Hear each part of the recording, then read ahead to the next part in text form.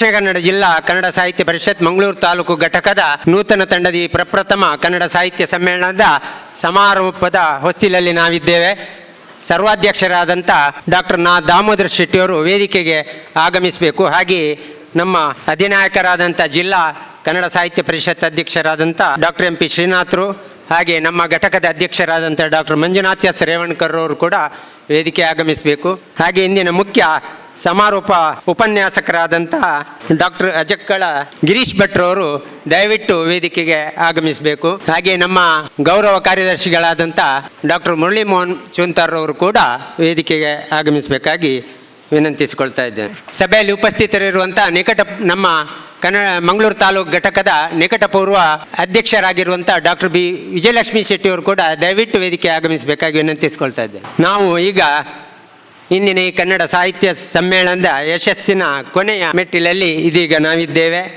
ಸರ್ವಾಧ್ಯಕ್ಷತೆಯನ್ನು ವಹಿಸಿ ಕಾರ್ಯಕ್ರಮದ ಯಶಸ್ಸಿಗೆ ತನ್ನದೇ ವಿಶಿಷ್ಟ ಕೊಡುಗೆ ನೀಡಿರುವ ಡಾಕ್ಟರ್ ದಾಮೋದರ ಶೆಟ್ಟಿಯವರು ವೇದಿಕೆಯ ನಡುವೆ ಇದ್ದಾರೆ. ಹಾಗೆಯೇ ನಮ್ಮ ಜಿಲ್ಲಾ ಕನ್ನಡ ಸಾಹಿತ್ಯ ಪರಿಷತ್ತಿನ ಅಧ್ಯಕ್ಷರಾದಂಥ ಡಾಕ್ಟರ್ MP ಶ್ರೀನಾಥ್ರವರು, ಘಟಕದ ಅಧ್ಯಕ್ಷರಾದಂಥ ಮಂಜುನಾಥ್ ರೇವಣ್ಕರ್ ಅವರು, ಹಾಗೆ ಮುಖ್ಯ ಉಪನ್ಯಾಸಕರಾಗಿರುವಂಥ ಡಾಕ್ಟರ್ ಅಜಕ್ಕಳ ಗಿರೀಶ್ ಭಟ್ರವರು ವೇದಿಕೆಯಲ್ಲಿದ್ದಾರೆ. ಅವರಿಗೆಲ್ಲರಿಗೂ ಅತ್ಯಂತ ಪ್ರೀತಿಯಿಂದ ಈ ಕಾರ್ಯಕ್ರಮಕ್ಕೆ ಅವರನ್ನು ಸ್ವಾಗತಿಸ್ತಾ ಇದ್ದೇವೆ. ಈಗ ಅವರನ್ನು ನಮ್ಮೆಲ್ಲರ ಪರವಾಗಿ ಡಾಕ್ಟರ್ ಮಂಜುನಾಥ್ ಎಸ್ ರೇವಣ್ಕರ್ ಅವರು ಒಂದೆರಡು ಮಾತುಗಳಲ್ಲಿ ಸ್ವಾಗತಿಸಬೇಕು ಅಂತೇಳಿ ವಿನಂತಿಸ್ಕೊಳ್ತಾ ಇದ್ದೆ. ದಕ್ಷಿಣ ಕನ್ನಡ ಜಿಲ್ಲಾ ಸಾಹಿತ್ಯ ಪರಿಷತ್ತು ಮಂಗಳೂರು ತಾಲೂಕು ಘಟಕ ವತಿಯಿಂದ ಈಗ ಸಮಾರಂಭ ನಡೆಯಲಿಕ್ಕಿದೆ. ಅದರಲ್ಲಿ ನಮ್ಮವರಾದಂಥ ಬೆಳಗಿನ ಸಂಜೆ ತನಕ ನಮಗೆ ಸಮ್ಮೇಳನಾಧ್ಯಕ್ಷರಾಗಿ ಭಾಳ ಅದ್ಭುತ ಕಾರ್ಯಕ್ರಮವನ್ನು ಮಾಡಿ ಈಗ ನಾವು ಸಮಾರಂಭಕ್ಕೆ ಬಂದಿದ್ದೇವೆ. ಅದರಲ್ಲಿ ದಾಮೋದರ ಶೆಟ್ಟಿಯವರಿಗೆ ನನ್ನ ತುಂಬು ಹೃದಯದ ಸ್ವಾಗತವನ್ನು ಬಯಸುತ್ತೇನೆ. ಹಾಗೆ ಡಾಕ್ಟರ್ MP ಶ್ರೀನಾಥ್ ಅವರು ಬೆಳಗಿನಿಂದ ಸಂಜೆ ತನಕ ನಮ್ಮೊಟ್ಟಿಗಿದ್ದು ನಮಗೆ ಹುರಿದುಂಬಿಸಿದ್ದಾರೆ. ಅವ್ರನ್ನೂ ಸಹ ತುಂಬು ಹೃದಯದ ಸ್ವಾಗತವನ್ನು ಬಯಸ್ತೇನೆ. ಹಾಗೆ ಡಾಕ್ಟರ್ ಗಿರೀಶ್ ಅಜಂಕಳ ಹಿರಿಯ ಸಾಹಿತ್ಯ ಹಾಗೂ ವಿಮರ್ಶಕರು, ಅವರು ನಮ್ಮೊಟ್ಟಿಗೆ ಬಂದಿದ್ದಾರೆ. ಅವರಿಗೂ ತುಂಬು ಹೃದಯದ ಸ್ವಾಗತ. ಹಾಗೆ ಮುರಳಿ ಮೋಹನ್ ಚೂಂತಾರ್ ಗೌರವ ಕಾರ್ಯದರ್ಶಿಗಳು, ಅವರು ನಮ್ಮೊಟ್ಟಿಗಿದ್ದಾರೆ. ಅವರಿಗೂ ತುಂಬು ಹೃದಯದ ಸ್ವಾಗತ. ಹಾಗೆ ನಮ್ಮ ಇನ್ನೊಬ್ಬರು ಗೌರವ ಕಾರ್ಯದರ್ಶಿಯಾದ ಗಣೇಶ್ ಪ್ರಸಾದ್ ಜಿ ಅವರಿದ್ದಾರೆ. ಅವರಿಗೂ ತುಂಬ ಹೃದಯದ ಸ್ವಾಗತ. ಹಾಗೆ ನಡೆದಿರುವಂಥ ಕನ್ನಡ ಸಾಹಿತ್ಯಾಭಿಮಾನಿಗಳಿಗೂ ತುಂಬ ಹೃದಯ ಸ್ವಾಗತ. ಹಾಗೆ ಪತ್ರಿಕಾ ಮಾಧ್ಯಮದವರಿಗೂ ತುಂಬ ಹೃದಯ ಸ್ವಾಗತ ಹೇಳಿ ನಾನು ಸ್ವಾಗತ ಭಾಷಣ ಮಾಡ್ತೇನೆ. ಜೈ ಹಿಂದ್, ಜೈ ಕರ್ನಾಟಕ. ಇದೀಗ ನಾವು ಕಾರ್ಯಕ್ರಮವನ್ನು ಮುಂದುವರಿಸ್ತಾ ಇದೀಗ ಸಮಾರೋಪ ಭಾಷಣ ಮಾಡಲಿರುವವರು ಡಾಕ್ಟರ್ ಗಿರೀಶ್ ಭಟ್ ಅಜಕ್ಕಳ ಇವರು ಕುವೆಂಪು ಭಾಷಾ ಭಾರತಿ ಪ್ರಾಧಿಕಾರ ಬೆಂಗಳೂರು ಇದರ ಮಾಜಿ ಅಧ್ಯಕ್ಷರು. ಕನ್ನಡದಲ್ಲಿ 3 ಚಿನ್ನದ ಪದಕಗಳೊಂದಿಗೆ ಪ್ರಥಮ ರ್ಯಾಂಕಿನೊಂದಿಗೆ MA ಪದವಿಯನ್ನು ಪಡೆದವರು. ಹಾಗೆ ಮಂಗಳೂರು ವಿಶ್ವವಿದ್ಯಾಲಯದಿಂದ PhD ಪದವಿಯನ್ನು ಪಡೆದವರು. 29 ವರ್ಷಗಳ ಕಾಲದ ಬೋಧನಾನುಭವವನ್ನು ಹೊಂದಿರುವ ಇವರು ಸುಮಾರು 55ಕ್ಕಿಂತಲೂ ಹೆಚ್ಚಿನ ಕೃತಿಗಳನ್ನು ರಚಿಸಿದವರು. ಸಂಪಾದಿತ ಕೃತಿಗಳ 32 ಪುಸ್ತಕಗಳು, ಸಂಪಾದಿತ ಕೃತಿಗಳು ಸೇರಿ 32 ಕೃತಿಗಳನ್ನು ರಚಿಸಿದವರು. ರಾಷ್ಟ್ರೀಯ ಹಾಗೂ ಅಂತಾರಾಷ್ಟ್ರೀಯ ಗೋಷ್ಠಿಗಳಲ್ಲಿ ಸಂಪನ್ಮೂಲ ವ್ಯಕ್ತಿಯಾಗಿ ಭಾಗವಹಿಸಿದವರು. ಅವರನ್ನು ಈಗ ನಾನು ಸಮಾರೋಪ ಭಾಷಣಕ್ಕಾಗಿ ಅವರನ್ನು ವೇದಿಕೆಗೆ ಆಹ್ವಾನಿಸ್ತಾ ಇದ್ದೇನೆ. ವೇದಿಕೆಯಲ್ಲಿ ಈ ದಿನದ ಸಾಹಿತ್ಯ ಸಮ್ಮೇಳನದ ಸರ್ವಾಧ್ಯಕ್ಷರಾಗಿರುವಂತಹ ಡಾಕ್ಟರ್ ದಾಮೋದರ ಶೆಟ್ಟಿಯವರಿದ್ದಾರೆ. ನನಗೆ ಅವರು ಗುರು ಸಮಾನರು. ಅಂದರೆ ನಾನು ಉಪನ್ಯಾಸಕ ವೃತ್ತಿ ಬದುಕಿಗೆ ಸೇರುವ ಹೊತ್ತಿನಲ್ಲಿ ಅವರು ಕನ್ನಡ ಪ್ರಾಧ್ಯಾಪಕರಾಗಿ ಎಲೋಷಿಯಸ್ ಕಾಲೇಜಿನಲ್ಲಿದ್ದರು. ಬೇರೆ ಬೇರೆ ಸಂದರ್ಭದಲ್ಲಿ, ವಿಶೇಷವಾಗಿ ಮೌಲ್ಯಮಾಪನದ ಸಂದರ್ಭದಲ್ಲಿ ನಾವೆಲ್ಲ ಕನ್ನಡದ ಬೋಧಕರು ಒಟ್ಟಾಗ್ತಾ ಇದ್ದೆವು. ಅಲ್ಲಿ ಅವರು ನಮ್ಮಂಥ ಆಗ ಹೊಸತಾಗಿ ಉದ್ಯೋಗಕ್ಕೆ ಸೇರಿದವರನ್ನು ನರ್ಚರ್ ಮಾಡ್ತಾಯಿದ್ರು, ಪೋಷಿಸ್ತಾಯಿದ್ರು, ಬೆಳೆಸ್ತಾಯಿದ್ರು. ಬಹಳ ಪ್ರೀತಿಯಿಂದ, ಅವರ ವ್ಯಕ್ತಿತ್ವ ನಿಮಗೆಲ್ಲ ಗೊತ್ತಿದೆ, ಬಹಳ ಆತ್ಮೀಯವಾಗಿ ಅವರು ನಡ್ಕೊಳ್ಳುವವರು. ಇಂತಹ ಡಾಕ್ಟರ್ ನಾದಾ ಶೆಟ್ಟಿಯವರು ಅಧ್ಯಕ್ಷರಾಗಿರುವಂತಹ ಒಂದು ಈ ಸಮ್ಮೇಳನದಲ್ಲಿ ಸಮಾರೋಪ ಮಾತುಗಳನ್ನು ಆಡಲಿಕ್ಕೆ ನನಗೆ ನಿಜವಾಗಿ ತುಂಬ ಸಂತೋಷ ಅಂತ ಅನ್ನಿಸ್ತದೆ.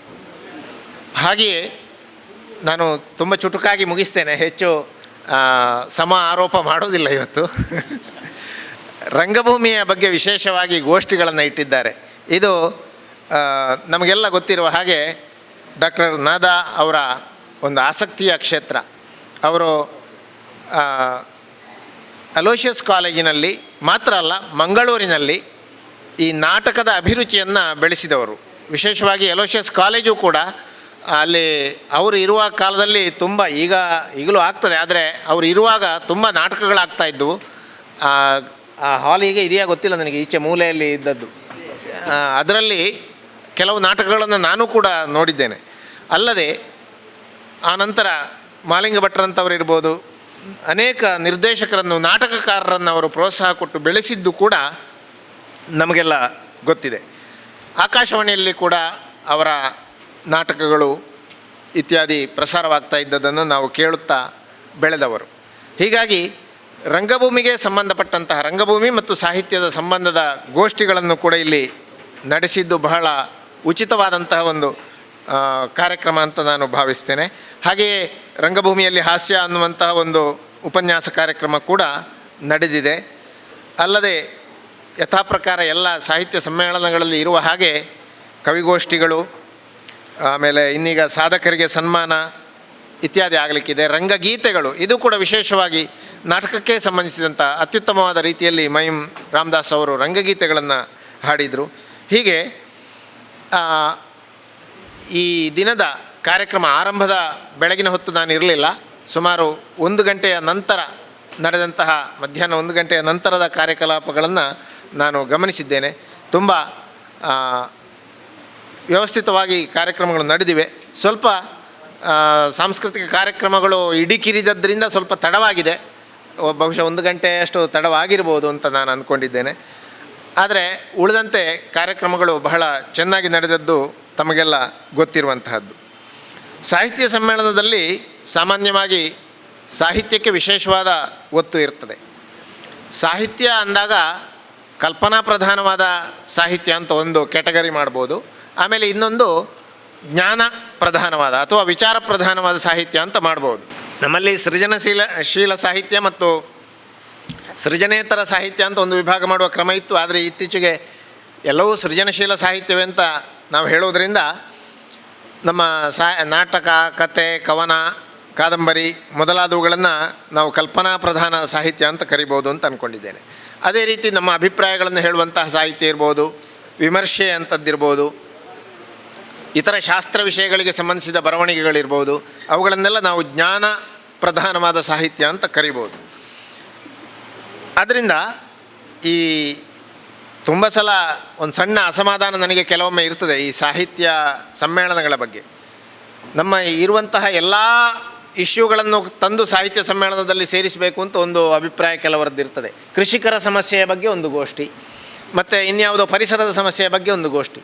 ಇದೆಲ್ಲ ನಮಗೆ ಏನು ತತ್ಕಾಲೀನ ಸಮಸ್ಯೆಗಳಲ್ಲ ಅಂತ ಅದರ ಅರ್ಥ ಅಲ್ಲ.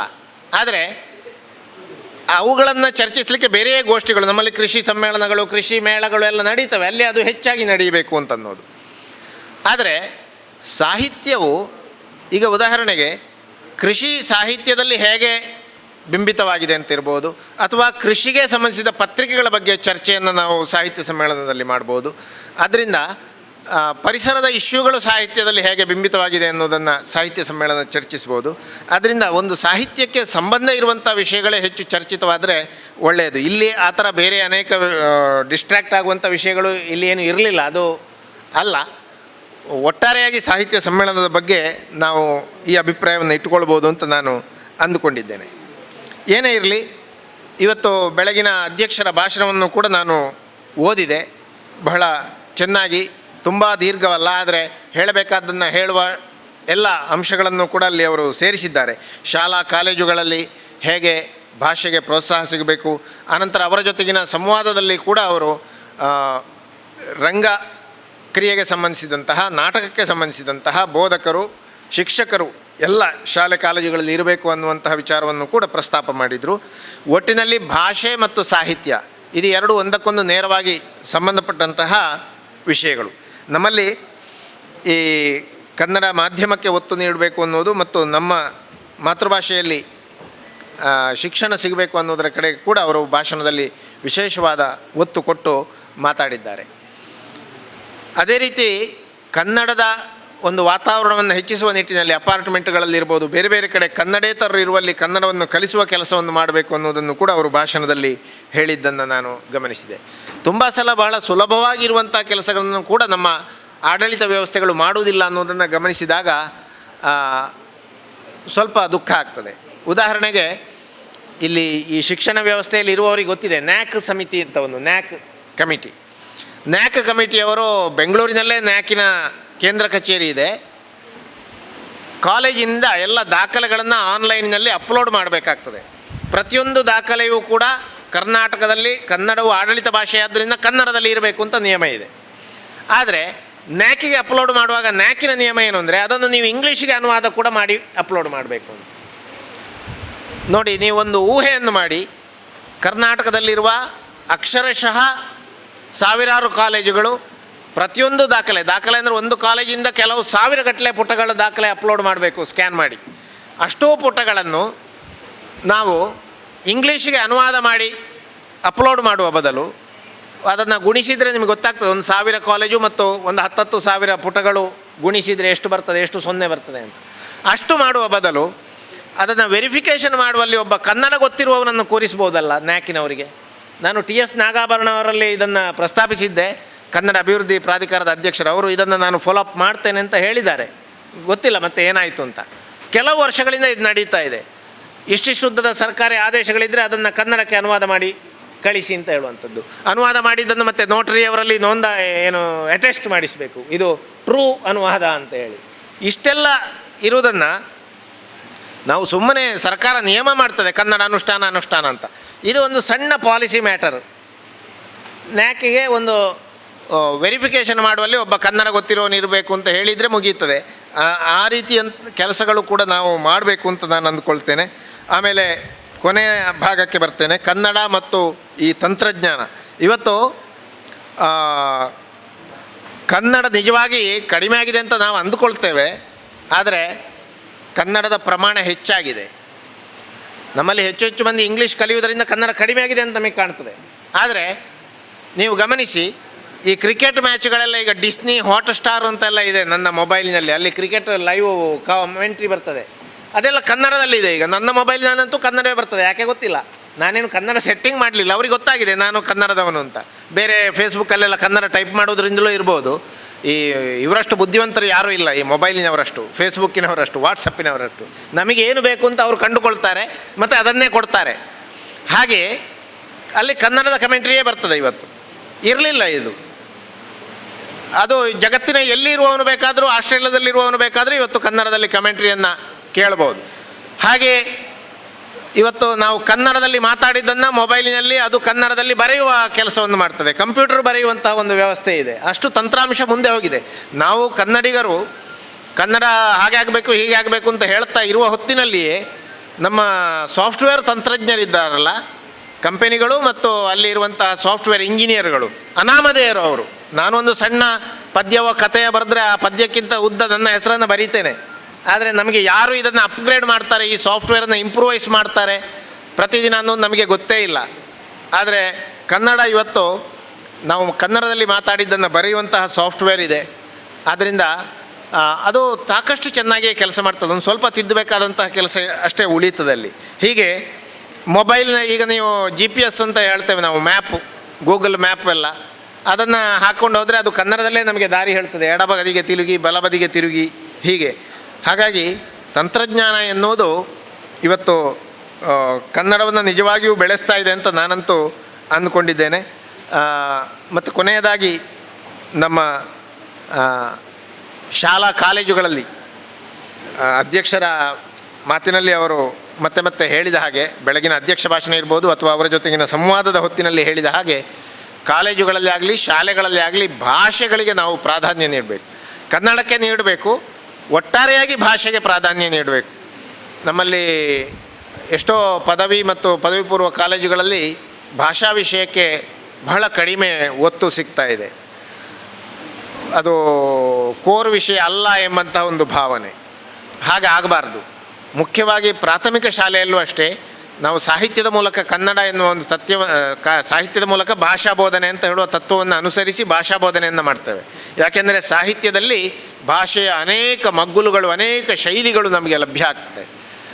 ಮತ್ತು ಪರಿಣಾಮಕಾರಿಯಾಗಿ ಭಾಷೆಯಲ್ಲಿ ನಾವು ಅಭಿವ್ಯಕ್ತಿ ಮಾಡುವಂಥ ಒಂದು ಸಾಮರ್ಥ್ಯ ಮತ್ತು ಬೇರೆಯವರು ಅಭಿವ್ಯಕ್ತಿ ಮಾಡಿದ್ದನ್ನು ಅರ್ಥ ಮಾಡಿಕೊಳ್ಳುವ ಸಾಮರ್ಥ್ಯ ಇದು ಬೆಳೆಯುವುದು ಸಾಹಿತ್ಯದ ಮೂಲಕ. ಅದು ಜನಪದ ಸಾಹಿತ್ಯ ಇರ್ಬೋದು, ಲಿಖಿತ ಸಾಹಿತ್ಯ ಇರ್ಬೋದು, ಯಾವುದೇ ಭಾಷೆಯ ಸಾಹಿತ್ಯ ಇರ್ಬೋದು. ನೋಡಿ, ಯಾವುದೇ ಒಂದು ಭಾಷೆಯನ್ನು ಚೆನ್ನಾಗಿ ಕಲಿತರೆ ನಮಗೆ ಇನ್ನೊಂದು ಭಾಷೆ ಚೆನ್ನಾಗಿ ಕಲೀಲಿಕ್ಕೆ ಸಾಧ್ಯ ಆಗ್ತದೆ. ಕನ್ನಡ ಚೆನ್ನಾಗಿ ಗೊತ್ತಿರುವವನು ಇಂಗ್ಲೀಷನ್ನು ಸುಲಭವಾಗಿ ಕಲಿಯಬಲ್ಲ, ಅಥವಾ ತುಳುವನ್ನೇ ಚೆನ್ನಾಗಿ ಆ ಭಾಷೆಯ ಜಾಯಮಾನವನ್ನು ಅರ್ಥ ಮಾಡಿಕೊಂಡವನು ಕನ್ನಡವನ್ನು ಚೆನ್ನಾಗಿ ಅರ್ಥ ಮಾಡಿಕೊಳ್ಳಬಲ್ಲ. ಯಾಕೆಂದರೆ ಒಂದು ಅಂತಸ್ಥವಾದ ವ್ಯಾಕರಣ ಅಂತ ಇರ್ತದೆ ನಮ್ಮ ಮನಸ್ಸಿನೊಳಗೆ. ಅದು ಎಲ್ಲ ಭಾಷೆಗಳನ್ನು ಕೂಡ ಟ್ರಾನ್ಸೆಂಡ್ ಮಾಡಿ, ಎಲ್ಲ ಭಾಷೆಗಳನ್ನೂ ಅಧಿಗಮಿಸಿ, ಎಲ್ಲ ಭಾಷೆಗಳಿಗೂ ಸಮಾನವಾಗಿರುವಂಥ ಒಂದು ವ್ಯಾಕರಣ ಪ್ರಜ್ಞೆ ಅಂತ ಅನ್ನೋದು ಮನಸ್ಸಿನಲ್ಲಿ ಯಾವತ್ತೂ ಇದ್ದೇ ಇರ್ತದೆ. ಆದ್ದರಿಂದ ಆ ರೀತಿಯಲ್ಲಿ ಭಾಷೆಯ ಒಂದು ಜ್ಞಾನವನ್ನು ನಾವು ಮಕ್ಕಳಿಗೆ ಕೊಡಬೇಕು. ಪ್ರಾಥಮಿಕ ಶಾಲೆಯಲ್ಲೂ ಅಷ್ಟೇ 2-3 ಭಾಷೆಗಳನ್ನು ಕಲಿಸಿದರೂ ಏನೂ ತೊಂದರೆ ಇಲ್ಲ. ಇಂಗ್ಲೀಷಿನ ಬೇಕು ಅಂತಿದ್ದರೆ ಇಂಗ್ಲೀಷ್ ಭಾಷೆಯನ್ನು ಕಲಿಸ್ಬೋದು ಕನ್ನಡದ ಜೊತೆಗೆ, ಏನೂ ತೊಂದರೆ ಇಲ್ಲ. ಯಾಕೆಂದರೆ ಭಾಷೆಗಳನ್ನು ಕಲಿಯುವುದು ದೊಡ್ಡ ಕಷ್ಟದ ವಿಷಯ ಅಲ್ಲ, ಕಲಿಸುವ ರೀತಿಯಲ್ಲಿ ಕಲಿಸಬೇಕಾದ್ದು ಬಹಳ ಮುಖ್ಯ. ನಮ್ಮಲ್ಲಿ ಒಂದು ಏನಾಗಿದೆ ಅಂದರೆ, ಈ ಮಾಧ್ಯಮದ ಸಮಸ್ಯೆ ಬಹಳ ದೊಡ್ಡದಾಗಿ ನಾವು ಮಾತಾಡಲಿಕ್ಕೆ ಹೋಗಿ ಕಲಿಸುವ ವಿಧಾನದಲ್ಲಿರುವ ದೋಷ ಬಹಳ ಗೌಣವಾಗಿ ಬಿಟ್ಟಿದೆ. ಅದರ ಬಗ್ಗೆ ಯಾರೂ ಚಿಂತನೆ ಮಾಡ್ತಾ ಇಲ್ಲ. ನಿಜವಾಗಿ ಕನ್ನಡ ಅಂತಲ್ಲ, ಭಾಷೆ ಅಂತಲ್ಲ, ಇಂಗ್ಲೀಷ್ ಅಂತಲ್ಲ, ವಿಜ್ಞಾನ, ಸಮಾಜ ಇತ್ಯಾದಿಗಳನ್ನಾಗಲಿ ಒಂದು ಕಾನ್ಸೆಪ್ಟಿನ ಮೂಲಕ, ಒಂದು ಪರಿಕಲ್ಪನಾತ್ಮಕವಾಗಿ ಕಲಿಸುವಂತಹ ಕೌಶಲ ಬಹಳ ಮಂದಿ ಅಧ್ಯಾಪಕರಲ್ಲಿ ಇಲ್ಲ. ಬಹಳ ವಿಷಾದದಿಂದ ಹೇಳಬೇಕು, ಅವರಿಗೆ ಬೇಜಾರಾದರೂ ತೊಂದರೆ ಇಲ್ಲ. ಯಾಕೆಂದರೆ ನಾನು ಕಲಿತಾಗಲೂ ಇದನ್ನು ನಾನು ಅನುಭವಿಸಿದ್ದೇನೆ. ಇವತ್ತು ನೆನಪು ಮಾಡಿಕೊಂಡಾಗ ನನಗೆ ಗೊತ್ತಾಗ್ತದೆ. ಕೆಲವೊಂದು ಶಬ್ದಗಳನ್ನು ಮಾತ್ರ ನಮಗೆ ಕಲಿಸಿದ್ದಾರೆ. ಆ ಶಬ್ದ ಯಾಕೆ ಬಂತು, ಆ ಶಬ್ದದ ಅರ್ಥ ಏನು. ಈಗ ವೇಗೋತ್ಕರ್ಷ ಅಂತ ಹೇಳಿ ಬಾಯ್ಪಾಠ ಮಾಡಿದ್ದೇವೆ ನಾವು. ಅದರ ಶಬ್ದ ವೇಗ ಮತ್ತು ಉತ್ಕರ್ಷ, ಉತ್ಕರ್ಷ ಅಂದರೆ ಹೆಚ್ಚುವುದು, ಈ ಥರದ ಅರ್ಥವನ್ನು ಬಿಡಿಸಿ ಹೇಳುವಂಥ ಒಂದು ಕ್ರಮ ಇದೆಯಲ್ಲ, ಅದನ್ನು ತುಂಬ ಅಧ್ಯಾಪಕರು ಅಳವಡಿಸಿಕೊಳ್ಳುವುದಿಲ್ಲ. ಅಳವಡಿಸಿಕೊಂಡ ಕೂಡಲೇ ನಮಗೆ ಕಾನ್ಸೆಪ್ಟ್ಗಳು, ಪರಿಕಲ್ಪನೆಗಳು ಅರ್ಥ ಆಗ್ತವೆ. ಪರಿಕಲ್ಪನೆಗಳು ಅರ್ಥವಾದರೆ ನಿಜವಾಗಿ ಈ ಭಾಷಾ ಮಾಧ್ಯಮದ ಸಮಸ್ಯೆಯನ್ನು ಮೀರಿ ನಮ್ಮ ತರ್ಕಶಕ್ತಿ ಮತ್ತು ಭಾಷಾಶಕ್ತಿ ಬೆಳೀಲಿಕ್ಕೆ ಅವಕಾಶ ಇದೆ. ಆದ್ದರಿಂದ ನಮ್ಮ ಶಾಲಾ ಕಾಲೇಜುಗಳಲ್ಲಿ ಭಾಷೆಗೆ ಹೆಚ್ಚಿನ ಒತ್ತು ಸಿಗಲಿ. ಯಾವುದೇ ಉದ್ಯೋಗಕ್ಕೆ ಹೋದರೂ ಕೂಡ ನಮಗೆ ಮುಖ್ಯವಾಗಿ ಅಂತಿಮವಾಗಿ ನಾವು ಪಡೆದಂತಹ ಜ್ಞಾನವನ್ನು ಇನ್ನೊಬ್ಬರಿಗೆ ದಾಟಿಸಲಿಕ್ಕೆ ಇರುವ ಮಾಧ್ಯಮ ಒಂದೇ ಒಂದು ಭಾಷೆ ಮಾತ್ರ. ಇವತ್ತು ಅಕ್ಷರಕ್ಕೆ ಪ್ರಾಧಾನ್ಯ ಕಡಿಮೆ ಆಗಿರ್ಬೋದು, ಹಿಂದೆ ಅಕ್ಷರಕ್ಕೆ ಪ್ರಾಧಾನ್ಯ ಇರಲಿಲ್ಲ. ಜ್ಞಾನ ಎನ್ನುವುದು ವೇದಗಳ ಕಾಲದಲ್ಲಿ ಬಾಯಿಯ ಮೂಲಕವೇ ಇತ್ತು. ಕ್ರಮೇಣ ಅಕ್ಷರಕ್ಕೆ ಪ್ರಾಧಾನ್ಯ ಬಂತು. ಈಗ ಪುನಃ ಅಕ್ಷರ ಹಿಂದೆ ಹೋಯಿತು. ಪತ್ರಿಕೋದ್ಯಮಿಗಳಿಗೂ ಇವತ್ತು ಅಕ್ಷರ ಬರೀಲಿಕ್ಕೆ ಗೊತ್ತಿರಬೇಕಾಗಿಲ್ಲ. ಇವತ್ತು ವಿಡಿಯೋ ಪತ್ರಿಕೋದ್ಯಮ, ವಾಹಿನಿ ಪತ್ರಿಕೋದ್ಯಮ, ಚಾನೆಲ್ ಪತ್ರಿಕೋದ್ಯಮ, ಯೂಟ್ಯೂಬ್ ಪತ್ರಿಕೋದ್ಯಮ, ಹೀಗೆ ಮಾತು ಅನ್ನೋದು ದೃಶ್ಯ ಮತ್ತು ಶ್ರವ್ಯ ಮಾಧ್ಯಮಗಳ ಮೂಲಕ ಇವತ್ತು ನ್ಯೂಸ್ಗಳು ಬರ್ತಾ ಇವೆ. ಈಗ ಕೇಳು ಪುಸ್ತಕಗಳು ಇತ್ಯಾದಿಗಳು ಬಂದ ಮೇಲೆ ಇನ್ನಂತೂ ನಮಗೆ ಬಹುಶಃ ಅಕ್ಷರಗಳ ಹಂಗಿಲ್ಲದೆ ಜ್ಞಾನ ಪ್ರಸಾರ ಆಗ್ಬೋದು. ಪರೀಕ್ಷೆಯಲ್ಲಿ ಇವತ್ತು ನಾವು ಕಂಪ್ಯೂಟರಿನಲ್ಲಿ ಟಿಕ್ ಮಾಡಲಿಕ್ಕೆ ಬಂದಿದೆ ಪರೀಕ್ಷೆಗಳ ಹೆಚ್ಚಿನದ್ದು. ಇನ್ನು ಮುಂದೆ ಕಂಪ್ಯೂಟರ್ನ ಎದುರು ಮಾತಾಡಿದರೆ ಪರೀಕ್ಷೆ ಪಾಸು ಫೈಲು ಅದೇ ಮಾಡಿಕೊಡ್ಬೋದು. ಈಗ ಸ್ಪೀಚ್ ಟು ಟೆಕ್ಸ್ಟ್ ಅನ್ನುವ ತಂತ್ರಾಂಶ ಬಂದದ್ರಿಂದ. ಆದ್ದರಿಂದ ತಂತ್ರಜ್ಞಾನ ಬಹಳ ವೇಗವಾಗಿ ಬೆಳೀತಾ ಇದೆ. ಹಾಗೆ ವಿಜ್ಞಾನ ತಂತ್ರಜ್ಞಾನ ಬೆಳೆಯುವಂತಹ ಒಂದು ಹೊತ್ತಿನಲ್ಲಿ ನಮ್ಮ ಕಲಾ ಪ್ರಜ್ಞೆ, ಸಾಹಿತ್ಯ ಪ್ರಜ್ಞೆಯನ್ನು ಕೂಡ ನಾವು ಕಳೆದುಕೊಳ್ಳದ ಹಾಗೆ ನೋಡಿಕೊಳ್ಳಬೇಕಾದ್ದು ಬಹಳ ಮುಖ್ಯ. ಅದಕ್ಕಿರುವಂಥ ಒಂದೇ ದಾರಿ ಏನು ಅಂದರೆ ನಾವು ಭಾಷೆಯನ್ನು ಪ್ರೀತಿಸುವಂಥದ್ದು. ಆ ರೀತಿಯ ಒಂದು ಶಿಕ್ಷಣ ಅಟ್ಲೀಸ್ಟ್ ಇನ್ನು ಈ ಹೊಸ ಶಿಕ್ಷಣ ನೀತಿಯ ಮೂಲಕವಾದರೂ ಜಾರಿಗೆ ಬರಲಿ ಅಂತ ನಾನು ಹಾರೈಸ್ತೇನೆ. ನಮ್ಮ ಸರ್ವಾಧ್ಯಕ್ಷರು ಡಾಕ್ಟರ್ ನಾದಾ ಶೆಟ್ಟಿ ಅವರು ಹೇಳಿದ ಹಾಗೆ. ಮತ್ತು ಈ ಒಂದು ಅವಕಾಶವನ್ನು ನೀಡಿದ್ದಕ್ಕೆ ಎಲ್ಲರಿಗೂ ವಂದಿಸಿ ನನ್ನ ಮಾತುಗಳನ್ನು ಮುಗಿಸ್ತೇನೆ. ನಮಸ್ಕಾರ. ಡಾಕ್ಟರ್ ಗಿರೀಶ್ ಭಟ್ ಅಜಕ್ಲರವರು ತಮ್ಮ ಸಮಾರೋಪ ಭಾಷಣದಲ್ಲಿ ನಮ್ಮ ಇಡೀ ದಿನದ ಇಂದಿನ ಕಾರ್ಯಕ್ರಮಗಳನ್ನು ವಿಶ್ಲೇಷಿಸಿ ಅದರಲ್ಲಿದ್ದ ಒಳ್ಳೆಯ ಗುಣಗಳನ್ನು ಹೆಕ್ಕಿ ಶ್ಲಾಘಿಸಿದ್ದಾರೆ. ಇದು ಅವರ ಗುಣಪೂಜೆಯ ಒಂದು ಸ್ವಭಾವ ಅಂತ ನಾವು ಭಾವಿಸ್ಕೊಳ್ತೇವೆ. ಸಾಹಿತ್ಯ ಸಮ್ಮೇಳನಗಳಲ್ಲಿ ಸಾಹಿತ್ಯಕ್ಕೆ ಒತ್ತು ಕೊಟ್ಟು ಹೆಚ್ಚು ಕಾರ್ಯಕ್ರಮಗಳನ್ನು ನಡೆಸಬೇಕು ಅಂತ ಹೇಳುವ ಆಶಯವನ್ನು ಕೂಡ ಹಿರಿಯ ವಿದ್ವಾಂಸ, ಸಾಹಿತಿ, ವಿಮರ್ಶಕ ಡಾಕ್ಟರ್ ಗಿರೀಶ್ ಭಟ್ ಅಜಕ್ಲರವರು ಈ ಸಂದರ್ಭದಲ್ಲಿ ಹೇಳಿದ್ದಾರೆ. ಅವರಿಗೆ ನಮ್ಮೆಲ್ಲರ ಪರವಾಗಿ ತುಂಬು ಹೃದಯದ ಕೃತಜ್ಞತೆಗಳನ್ನು ಸಮರ್ಪಿಸ್ತಾ ಇದ್ದೇವೆ. ನಮ್ಮ ಮುಂದಿನ ಕಾರ್ಯಕ್ರಮ ವಿದ್ಯಾರ್ಥಿಗಳಿಗೆ ಪ್ರತಿಭಾ ಪುರಸ್ಕಾರ ಮತ್ತು ಸಾಧಕರಿಗೆ ಸನ್ಮಾನ. ಈ ಕಾರ್ಯಕ್ರಮವನ್ನು ನಿರೂಪಿಸಲಿರುವವರು ಡಾಕ್ಟರ್ ಶ್ರೀಕೃಷ್ಣ ಭಟ್ಟ ಸುಣ್ಣಂಗುಳಿಯವರು, ನಮ್ಮ ಪದಾಧಿಕಾರಿ. ಪ್ರತಿಭಾ ಪುರಸ್ಕಾರ ಪಡೆಯುವುದಕ್ಕಿರುವ ವಿದ್ಯಾರ್ಥಿಗಳ ಹೆಸರು: ಮಧು ಸದಾಶಿವ ಇದ್ಗಲ್, ಗಣೇಶ ಹರಿಯಪ್ಪ, ಧನುಷ್ ಎಚ್, ಬ್ಲಾನಿ ಜ್ಯೋತ್ಸ್ನಾ, ಬಾಲಕೃಷ್ಣ ರಾಮಣ್ಣ ಸಿದ್ದಪ್ಪ ಇವರು 10ನೇ ತರಗತಿ ಕನ್ನಡ ಮಾಧ್ಯಮದ ವಿದ್ಯಾರ್ಥಿಗಳು, ಅತಿ ಹೆಚ್ಚು ಅಂಕ ಗಳಿಸಿದವರಾಗಿರ್ತಾರೆ. ಇನ್ನು ಕಾಲೇಜು ಮಟ್ಟದಲ್ಲಿ ಉಮ್ಮಾ ಕುಲ್ಸುನ್, ಶಿವಮ್ಮ, ನಾಗರತ್ನ ಇವರು PUC ವಿದ್ಯಾರ್ಥಿಗಳು, ಕನ್ನಡದಲ್ಲಿ ಮಂಗಳೂರು ತಾಲೂಕಿನಲ್ಲಿ ಅತಿ ಹೆಚ್ಚು ಅಂಕ ಗಳಿಸಿದವರಾಗಿರ್ತಾರೆ. ದಯವಿಟ್ಟು ವೇದಿಕೆಗೆ ಬರಬೇಕಾಗಿ ಕೇಳಿಕೊಳ್ತಾ ಇದ್ದೇನೆ. ಪ್ರತಿಭಾವಂತ ವಿದ್ಯಾರ್ಥಿಗಳನ್ನು ಗೌರವಿಸಬೇಕಾಗಿ ವೇದಿಕೆಯಲ್ಲಿರುವ ಅಭ್ಯಾಗತರಲ್ಲಿ ಕೇಳಿಕೊಳ್ತಾ ಇದ್ದೇನೆ.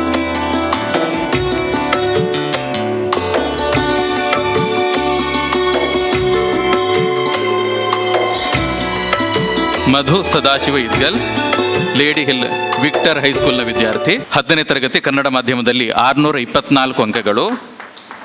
ಗಣೇಶ್ ಹರಿಯಪ್ಪ ಮದಸ, ಸರ್ಕಾರಿ ಪದವಿ ಪೂರ್ವ ಕಾಲೇಜು ಗುರುಪುರ, 10ನೇ ತರಗತಿಯಲ್ಲಿ 617 ಅಂಕಗಳು.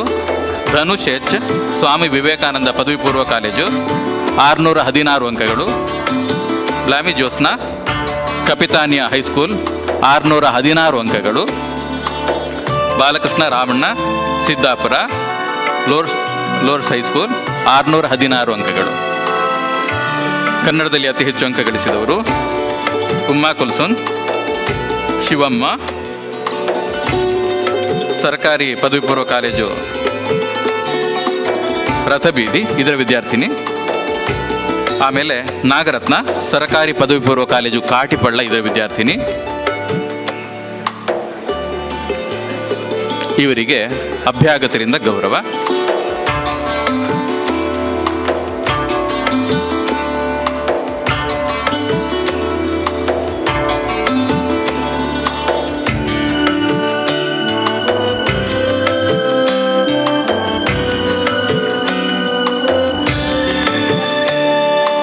ಅತಿ ಹೆಚ್ಚು ಅಂಕ ಗಳಿಸಿದ ಈ ವಿದ್ಯಾರ್ಥಿಗಳನ್ನು ಗೌರವಿಸುವುದರ ಮುಖೇನ ಮುಂದಿನ ವಿದ್ಯಾರ್ಥಿಗಳಿಗೆ ಪ್ರೇರಣೆಯಾಗಲಿ ಎನ್ನುವಂತೆ ಹಾರೈಸುತ್ತೇವೆ.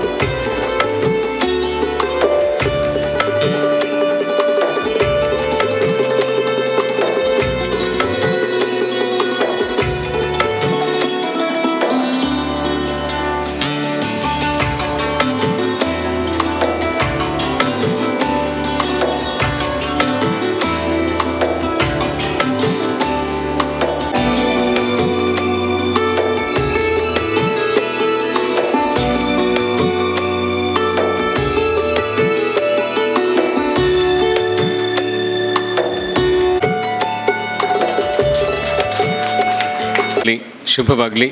ಅವರ ಪ್ರತಿಭೆಗೆ ಮತ್ತಷ್ಟು ಪ್ರೋತ್ಸಾಹ ಸಿಗಲಿ ಅಂತ ನಾವೆಲ್ಲರೂ ಕೂಡ ಒಂದು ಕರತಾಡನದ ಒಂದು ಮೊದಲ ಸನ್ಮಾನವನ್ನು ಪ್ರೀತಿಯಿಂದ ಅವ್ರಿಗೆ ಮಾಡಿಕೊಡೋಣ. ಅವರ ಮುಂದಿನ ಜೀವನ ಉಜ್ವಲವಾಗಲಿ. ಮುಂದಿನ ಕಾರ್ಯಕ್ರಮ ಸಾಧಕರಿಗೆ ಸನ್ಮಾನ.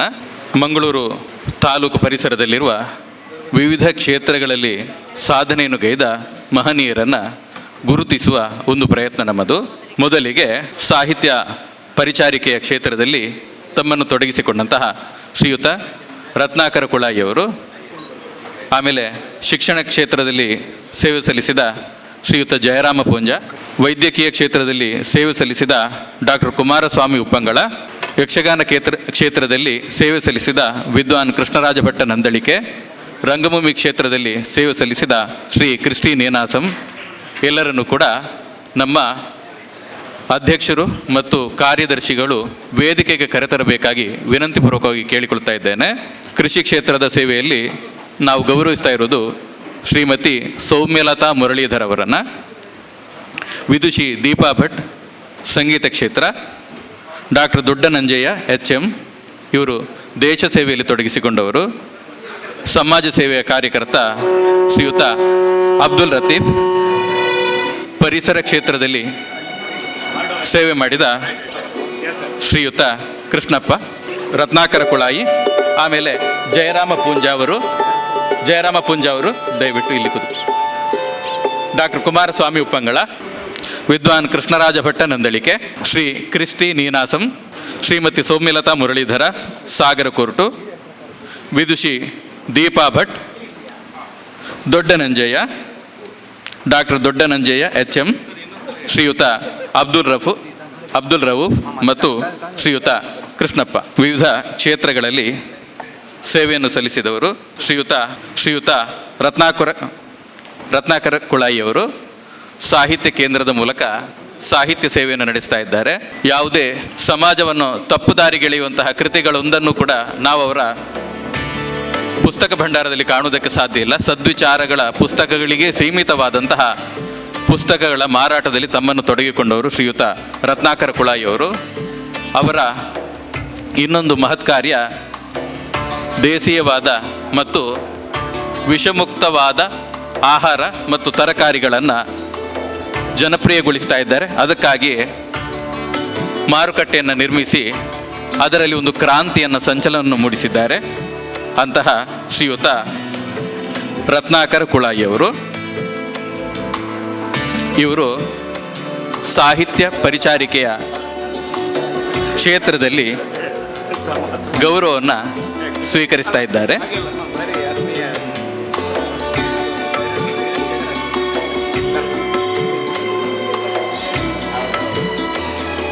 ಇನ್ನೋರ್ವ ಸಾಧಕ ಶ್ರೀಯುತ ಜಯರಾಮ ಪೂಂಜ,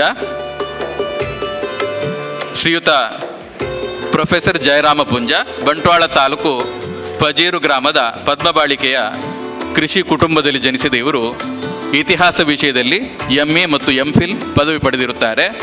ಕಟೀಲು ದುರ್ಗಾ ಪರಮೇಶ್ವರಿ ದೇವಳದ ಅನುದಾನಿತ ಪದವಿ ಪೂರ್ವ ಕಾಲೇಜಿನಲ್ಲಿ ಉಪನ್ಯಾಸಕರಾಗಿ ಪ್ರಾಂಶುಪಾಲರಾಗಿ ಸೇವೆ ಸಲ್ಲಿಸಿದ್ದಾರೆ. ಕ್ರೀಡೆ, ಸಾಹಿತ್ಯ, ಯಕ್ಷಗಾನಗಳಲ್ಲಿ ತಾವು ಭಾಗಿಯಾಗಿ ವಿದ್ಯಾರ್ಥಿಗಳನ್ನು ಕೂಡ ಪ್ರೇರಣೆ ನೀಡಿ ಮುಂದೆ ಬರುವುದಕ್ಕೆ ಅನುವು ಮಾಡಿಕೊಟ್ಟಿದ್ದಾರೆ. ಸಾಮಾಜಿಕ ಚಟುವಟಿಕೆಗಳಲ್ಲಿ ಸಕ್ರಿಯವಾಗಿ ಭಾಗವಹಿಸಿ ರೋಟರಿ ಕ್ಲಬ್ನ ಅಧ್ಯಕ್ಷರಾಗಿ, ಕಾರ್ಯದರ್ಶಿಗಳಾಗಿ ಹಲವಾರು ಸಮಾಜಮುಖಿಯಾದಂತಹ ಕಾರ್ಯಗಳನ್ನು ಹಮ್ಮಿಕೊಂಡಿದ್ದಾರೆ. ಸಮಾಜ ಸೇವೆಯಲ್ಲಿ ತೊಡಗಿಕೊಂಡಿದ್ದಾರೆ. ಶಿಕ್ಷಣ ರಂಗದ ಓರ್ವ ಸಂಪನ್ಮೂಲ ವ್ಯಕ್ತಿಯಾಗಿ, ವಿವಿಧ ಸಂಸ್ಥೆಗಳ ಪದಾಧಿಕಾರಿಯಾಗಿ ಹಲವಾರು ಕಾರ್ಯಕ್ರಮಗಳನ್ನು ಆಯೋಜಿಸಿದ್ದಾರೆ. ತರಬೇತಿ ಕಾರ್ಯಾಗಾರಗಳನ್ನು ರೂಪಿಸಿದ್ದಾರೆ. ಅದರಲ್ಲಿ ಸಂಪನ್ಮೂಲ ವ್ಯಕ್ತಿಗಳಾಗಿ ಭಾಗವಹಿಸಿದ್ದಾರೆ. 2016ರಲ್ಲಿ ಪದವಿ ಪೂರ್ವ ಕಾಲೇಜುಗಳ ಪ್ರಾಂಶುಪಾಲಕರಿಗೆ ನೀಡುವಂತಹ ರಾಜ್ಯ ಮಟ್ಟದ ಅತ್ಯುತ್ತಮ ಪ್ರಾಂಶುಪಾಲ ಪ್ರಶಸ್ತಿ ಇದಕ್ಕೆ ಭಾಗಿಯಾಗಿದ್ದಾರೆ. ಪ್ರೊಫೆಸರ್ ಜಯರಾಮ ಪೂಂಜರು. ವಿದ್ವಾನ್ ಕೃಷ್ಣರಾಜ ಭಟ್ಟ ನಂದಳಿಕೆ ಇವರು ಯಕ್ಷಗಾನ ಮತ್ತು ಸಂಗೀತ ಕ್ಷೇತ್ರದಲ್ಲಿ ತೊಡಗಿಕೊಂಡವರು. ಎಳೆಯ ವಯಸ್ಸಿನಿಂದಲೇ ಸಂಗೀತ ಆಸಕ್ತಿಯಿಂದ ವಿದ್ವಾನ್ N. ಗೋಪಾಲಕೃಷ್ಣ ಅಯ್ಯರ್ ಅವರಿಂದ ಸಂಗೀತ ಶಿಕ್ಷಣ ಪಡೆದು ಸಂಗೀತದಲ್ಲಿ ವಿದ್ವತ್ ಪದವಿಯನ್ನು ಪಡೆದಿರುತ್ತಾರೆ. MBA ಪದವೀಧರರಾದ ಇವರು ಯಕ್ಷಗಾನ ಬಾಲಪಾಠವನ್ನು ತಂದೆಯವರಿಂದ ಪಡೆದು ಮಾಂಬಾಡಿ ಸುಬ್ರಹ್ಮಣ್ಯ ಭಟ್ಟರಿಂದ ಚೆಂಡೆ ಮದ್ದಳೆ ಭಾಗವತಿಕೆಯನ್ನು ಕಲಿತು ಈಗ ಅವರು ಯಕ್ಷಗಾನ ಮತ್ತು ಸಂಗೀತ ಶಿಕ್ಷಕರಾಗಿ ಸೇವೆ ಸಲ್ಲಿಸ್ತಾ ಇದ್ದಾರೆ. ಮೃದಂಗ ಸೀನಿಯರ್ನಲ್ಲಿ 2ನೇ ರ್ಯಾಂಕನ್ನು ಗಳಿಸಿರುವಂಥ ಇವರು ನಾಡಿನಾದ್ಯಂತ ಸಂಗೀತ ಯಕ್ಷಗಾನ ಕಾರ್ಯಕ್ರಮಗಳನ್ನು ಮತ್ತು ತರಗತಿಗಳನ್ನು ನಡೆಸುತ್ತಿದ್ದಾರೆ. ಶ್ರೀಯುತ ಕ್ರಿಸ್ಟಿ ನೇನಾಸಂ ಕ್ರಿಸ್ಟಫರ್ ಇವರ ಹೆಸರು BBM MBA ಪದವೀಧರರು ಮಾತ್ರವಲ್ಲದೆ ಹಿಂದಿ, ಕನ್ನಡ, ಕೊಂಕಣಿ, ಅಭಿವ್ಯಕ್ತಿ ಕಲೆಗಳಲ್ಲೂ ಕೂಡ MA ಪದವಿ ಪಡೆದಿರ್ತಾರೆ. 49 ನಾಟಕಗಳನ್ನು ನಿರ್ದೇಶಿಸಿದ್ದಾರೆ. ಪಠ್ಯಪುಸ್ತಕಗಳನ್ನು ಭಾಷಾಂತರಿಸಿದ್ದಾರೆ. ಭಾರತ ಹಾಗೂ ಗಲ್ಫ್ ರಾಷ್ಟ್ರಗಳಲ್ಲಿ 1,000ಕ್ಕೂ ಹೆಚ್ಚು ಪ್ರದರ್ಶನಗಳನ್ನು ನೀಡಿದ್ದಾರೆ. 20ಕ್ಕೂ ಹೆಚ್ಚು ಬೀದಿ ನಾಟಕಗಳನ್ನು ರಚಿಸಿ ನಿರ್ದೇಶಿಸಿದ್ದಾರೆ. ರಾಷ್ಟ್ರೀಯ ಮತ್ತು ಅಂತಾರಾಷ್ಟ್ರೀಯ ರಂಗಭೂಮಿ ಉತ್ಸವಗಳಲ್ಲಿ ಭಾಗವಹಿಸಿದ್ದಾರೆ. ಬೆಸ್ಟ್ ಆ್ಯಕ್ಟರ್ ಅವಾರ್ಡನ್ನು ಬೇರೆ ಬೇರೆ ಸಂದರ್ಭಗಳಲ್ಲಿ ಬೇರೆ ಬೇರೆ ಸಂಸ್ಥೆಗಳಿಂದ ಪಡೆದಿರುತ್ತಾರೆ. ಇನ್ನು ವಿದುಷಿ ದೀಪಾ ಭಟ್ ಹಿಂದೂಸ್ತಾನಿ ಸಂಗೀತದಲ್ಲಿ ವಿದ್ವತ್ ಪಡೆದವರು. 23 ವರ್ಷಗಳಿಂದ ಸಂಗೀತ ಶಿಕ್ಷಣವನ್ನು ನೀಡುತ್ತಾ ಬಂದಿದ್ದಾರೆ. ಅನೇಕ ಸಾರ್ವಜನಿಕ ಕಾರ್ಯಕ್ರಮಗಳನ್ನು ನೀಡಿದ್ದಲ್ಲದೆ ಶಿಷ್ಯರನ್ನು ತರಬೇತುಗೊಳಿಸುತ್ತಿದ್ದಾರೆ. ಆಕಾಶವಾಣಿ ಅಲ್ಲದೆ ಅನೇಕ ಉತ್ಸವಗಳಲ್ಲಿ ಕಾರ್ಯಕ್ರಮಗಳನ್ನು ಆಯೋಜಿಸಿ ವಿದ್ಯಾರ್ಥಿಗಳ ಪ್ರತಿಭೆಯನ್ನು ಬೆಳಕಿಗೆ ತಂದಿದ್ದಾರೆ. ಸಂಸ್ಕೃತಿ, ಐತಿಹಾಸಿಕ ಕ್ಷೇತ್ರಗಳ ಭೇಟಿ, ವಿದ್ಯಾರ್ಥಿಗಳಲ್ಲಿ ಅವುಗಳ ಅರಿವನ್ನು ನೀಡುವ ನಿಟ್ಟಿನಲ್ಲಿ ಮಹತ್ತರವಾದ ಕಾರ್ಯವನ್ನು ನಿರ್ವಹಿಸ್ತಾ ಇದ್ದಾರೆ. ಶ್ರೀಯುತ ದೊಡ್ಡನಂಜಯ್ಯ HM ಡಾಕ್ಟರ್ ದೊಡ್ಡನಂಜಯ್ಯ HM ಇವರು ಮೈಸೂರು ಜಿಲ್ಲೆ ಹುಣಸೂರು ತಾಲೂಕಿನ ಹೆಗ್ಗಂದೂರು ಗ್ರಾಮದ ಶ್ರೀ ಮೋಜಯ್ಯ ಮತ್ತು ಶ್ರೀಮತಿ ದೇವಮ್ಮನವರ ಪುತ್ರ. ಪದವಿ ಪೂರ್ವ ಶಿಕ್ಷಣ ಮುಗಿಸಿ 1994ರಲ್ಲಿ ಭಾರತೀಯ ಭೂಸೇನೆ ಸೇರ್ಪಡೆಗೊಂಡ ಇವರು ಗುಜರಾತ್, ರಾಜಸ್ಥಾನ್, ಜಮ್ಮು ಮತ್ತು ಕಾಶ್ಮೀರ, ಪೂಂಚ್ ಸೆಕ್ಟರ್, ಅಯೋಧ್ಯೆ, ಅಮರನಾಥ್, ದೆಹಲಿ, ಶ್ರೀನಗರ, ಉರಿ ಸೆಕ್ಟರ್ ಸೇರಿ ಒಟ್ಟು 19 ವರ್ಷಗಳ ಸುದೀರ್ಘವಾದ ಸೇವೆಯನ್ನು ಸಲ್ಲಿಸಿ 2013ರಲ್ಲಿ ನಿವೃತ್ತಿ ಹೊಂದಿ ಪ್ರಸ್ತುತ ಮಂಗಳೂರು ಮಹಾನಗರ ಪಾಲಿಕೆಯಲ್ಲಿ ಉದ್ಯೋಗದಲ್ಲಿದ್ದಾರೆ. ಶ್ರೀಮತಿ ಸೌಮ್ಯಲತಾ ಮುರಳೀಧರ ಇವರು ಕೊಟ್ಟಾರ ಬಳಿಯ ಸಾಗರ ಕೋರ್ಟಿನ ಖಾಯಂ ನಿವಾಸಿಯಾಗಿರ್ತಾರೆ. 2019-20ರಲ್ಲಿ ಭತ್ತದ ಕೃಷಿಗಾಗಿ ವಿಜ್ಞಾನ ಕೇಂದ್ರ ಶಿವಮೊಗ್ಗದಿಂದ ಅತ್ಯುತ್ತಮ ರೈತ ಪ್ರಶಸ್ತಿ ಪಡೆದಿರ್ತಾರೆ. 2020-21ರಲ್ಲಿ ನಿಡ್ಡೋಡಿಯಲ್ಲಿ ನಡೆದ ಕೃಷಿ ಮೇಳದಲ್ಲಿ ಸಮಗ್ರ ರೈತ ಮಹಿಳೆ ಪ್ರಶಸ್ತಿಯನ್ನು, 2021ರಲ್ಲಿ ಕಿನ್ನಿಗೋಳಿ ವ್ಯವಸಾಯ ಸಹಕಾರಿ ಬ್ಯಾಂಕಿನಿಂದ ಸಮಗ್ರ ಕೃಷಿ ಪ್ರಶಸ್ತಿಯನ್ನು ಪಡೆದಿರ್ತಾರೆ. ಕಿನ್ನಿಗೋಳಿ ಸಮೀಪದ ತಾಳಿಪಾಡಿಯಲ್ಲಿ ಪಾಂಚಜನ್ಯ ಗೋಶಾಲೆ ಸ್ಥಾಪಿಸಿ ಮುಖ್ಯವಾಗಿ ಭಾರತೀಯ ದೇಶೀಯ ತಳಿಗಳನ್ನು ಉಳಿಸಿ ಬೆಳೆಸುವಂತಹ ನಿಟ್ಟಿನಲ್ಲಿ ಪ್ರಮುಖ ಪಾತ್ರ ನಿರ್ವಹಿಸಿದ್ದಾರೆ. ಇದವರ ಪ್ರಮುಖವಾದಂತಹ ಸೇವೆ. ಶ್ರೀಯುತ ಅಬ್ದುಲ್ ರವೂಫ್ ಅವರು ಜನಿಸಿದ್ದು 7/2/1972. ಇದು ಅವರಿಗೆ 81ನೇ ಸನ್ಮಾನ. 8ನೇ ತರಗತಿಯ ತನಕ ಓದಿದ ಇವರು 6 ವರ್ಷ ಹೋಮ್ ಗಾರ್ಡ್ ಆಗಿ ಕಾರ್ಯನಿರ್ವಹಿಸಿದ್ದಾರೆ. ಅಲ್ಲದೆ 26 ವರ್ಷಗಳಿಂದ ನಿರಂತರ ಸಮಾಜ ಸೇವೆ ನಡೆಸುತ್ತಾ ಬಂದಿದ್ದಾರೆ. ಬೈಸಿಕಲ್ ಓಡಾಟದಲ್ಲಿ ಅವರು ಊರು ಸುತ್ತಿ ಸಮಾಜ ಸೇವೆಗೆ ತೊಡಗಿಸಿಕೊಂಡವರು. ಟ್ರಾಫಿಕ್ ನಿಯಂತ್ರಣದಲ್ಲಿ ಬಹಳಷ್ಟು ಜನಪ್ರಿಯರಾದವರು. ಇನ್ನೊಬ್ಬರು ಮಹನೀಯರು ಸನ್ಮಾನಿಸಲ್ಪಟ್ಟವರು ಡಾಕ್ಟರ್ ಕುಮಾರಸ್ವಾಮಿ ಉಪ್ಪಂಗಳ. ಇವರು ವಿದ್ವಾನ್ ಮಹಾಲಿಂಗ ಭಟ್ ಎನ್ನುವ ಕನ್ನಡ ಪಂಡಿತರ ಸುಪುತ್ರ. ಕಾಸರಗೋಡಿನ ಉಪ್ಪಂಗಳದವರಾದರೂ ಈಗ ಮಂಗಳೂರಿನಲ್ಲಿ ವಾಸ್ತವ್ಯ. ಹುಬ್ಬಳ್ಳಿಯ KMCಯಿಂದ MBBS ಪದವಿ ಪಡೆದು 2 ವರ್ಷ ರೆಸಿಡೆನ್ಸಿ ಇನ್ ಸರ್ಜರಿ ವೆನ್ಲಾಕ್ ಆಸ್ಪತ್ರೆಯಲ್ಲಿ ತರಬೇತಿ ಪಡೆದು ಅನಂತರ ಮಂಗಳೂರಿನಲ್ಲಿ ಚಿಕಿತ್ಸಾಲಯವನ್ನು ಆರಂಭಿಸಿ ನಿರಂತರವಾಗಿ ಜನಸೇವೆಯಲ್ಲಿ ತೊಡಗಿಸಿಕೊಂಡವರು. ತಾವು ಇದಕ್ಕಿಂತ ಹೆಚ್ಚಿನ ಸಂಪಾದನೆಯ ಉದ್ಯೋಗಾವಕಾಶ, ಬೇರೆ ಊರಿನ ಸಂಪಾದನೆ ಅವಕಾಶಗಳಿದ್ದರೂ ಕೂಡ ಅದನ್ನೆಲ್ಲವನ್ನು ತೊರೆದು ಸಮಾಜಮುಖಿಯಾಗಿ ಬಡ ಜನರ ವೈದ್ಯರಾಗಿ ಇಂದು ಕೂಡ ನಿರಂತರ ಜನಸೇವೆಯನ್ನು ಮಾಡ್ತಾ ಬಂದಿದ್ದಾರೆ. ಅಂತಹ ಡಾಕ್ಟರ್ ಕುಮಾರಸ್ವಾಮಿ ಉಪ್ಪಂಗಳ ಇವರು ಇಂದು ನಮ್ಮಿಂದ ಸನ್ಮಾನಿತರಾದ ಹಿರಿಯರು.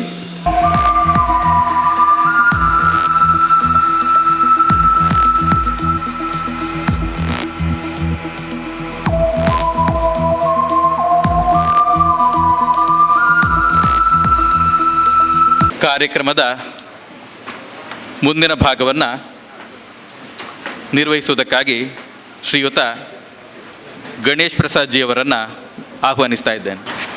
ಇಂದಿನ ನಮ್ಮ ದಕ್ಷಿಣ ಕನ್ನಡ ಜಿಲ್ಲಾ ಕನ್ನಡ ಸಾಹಿತ್ಯ ಪರಿಷತ್ ಮಂಗಳೂರು ತಾಲೂಕು ಘಟಕದ ವತಿಯಿಂದ ನಡೆದಂಥ ಈ ಕನ್ನಡ ಸಾಹಿತ್ಯ ಸಮ್ಮೇಳನ ಅತ್ಯಂತ ಯಶಸ್ವಿಯಾಗಿ ನಮ್ಮ ಸರ್ವಾಧ್ಯಕ್ಷ ಡಾಕ್ಟರ್ ದಾಮೋದರ್ ಶೆಟ್ಟಿಯವರ ಸರ್ವಾಧ್ಯಕ್ಷತೆಯಲ್ಲಿ ನಡೆದಿದೆ. ಅವರಿಗೆ ಇದೀಗ ನಮ್ಮೆಲ್ಲರಿಂದ ಪ್ರೀತಿಪೂರ್ವಕ ಗೌರವಾರ್ಪಣೆ. ಈ ಗೌರವಾರ್ಪಣೆಯ ಸಂದರ್ಭದಲ್ಲಿ ಸನ್ಮಾನ ಪತ್ರವನ್ನು ವಾಚಿಸಬೇಕಾಗಿ ನಮ್ಮ ಮಹಿಳಾ ಪ್ರತಿನಿಧಿ ಡಾಕ್ಟರ್ ಮೀನಾಕ್ಷಿ ರಾಮಚಂದ್ರ ಅವರಲ್ಲಿ ನಾನು ವಿನಂತಿಸಿಕೊಳ್ತಾ ಇದ್ದೇನೆ. ಶೆಟ್ಟಿಯವರೇ, ಕನ್ನಡದ ನವರು ಕಂಪಿನ ಗಡಿನಾಡು ಕಾಸರಗೋಡಿನ ಮಣ್ಣಿನ ಮಗನಾಗಿ ಜನಿಸಿ ಮಂಗಳೂರು ಸೇರಿ ಕನ್ನಡಾಂಬೆಯ ಸೇವೆಗೆ ತನು ಮನ ಧನಗಳನ್ನು ಸಮರ್ಪಿಸಿ ಕನ್ನಡ ನಾಡಿನ ಸಾಹಿತ್ಯಿಕ ಮತ್ತು ಸಾಂಸ್ಕೃತಿಕ ಲೋಕದಲ್ಲಿ ವಾಮನ ರೂಪದಿಂದ ಆರಂಭಿಸಿ ತ್ರಿವಿಕ್ರಮರಾಗಿ ಬೆಳೆದು ನಿಂತವರು ತಾವು. ಕನ್ನಡ ಸಾಹಿತ್ಯದ ಬಹು ಪ್ರಕಾರಗಳಲ್ಲಿ ಕೈಯಾಡಿಸಿ ತಮ್ಮದೇ ಆದ ಛಾಪು ಮೂಡಿಸಿ ಸಾಹಿತ್ಯ ಲೋಕಕ್ಕೆ 55ಕ್ಕಿಂತಲೂ ಅಧಿಕ ಕೃತಿಗಳನ್ನು ನೀಡಿ ಶ್ರೀಮಂತಗೊಳಿಸುವುದರೊಂದಿಗೆ ಕನ್ನಡ ಮಲಯಾಳಂ ಭಾಷೆಗಳ ನಡುವಿನ ಸೇತುವೆಯಾಗಿ ಅನುವಾದ ಕ್ಷೇತ್ರದಲ್ಲೂ ದುಡಿದವರು.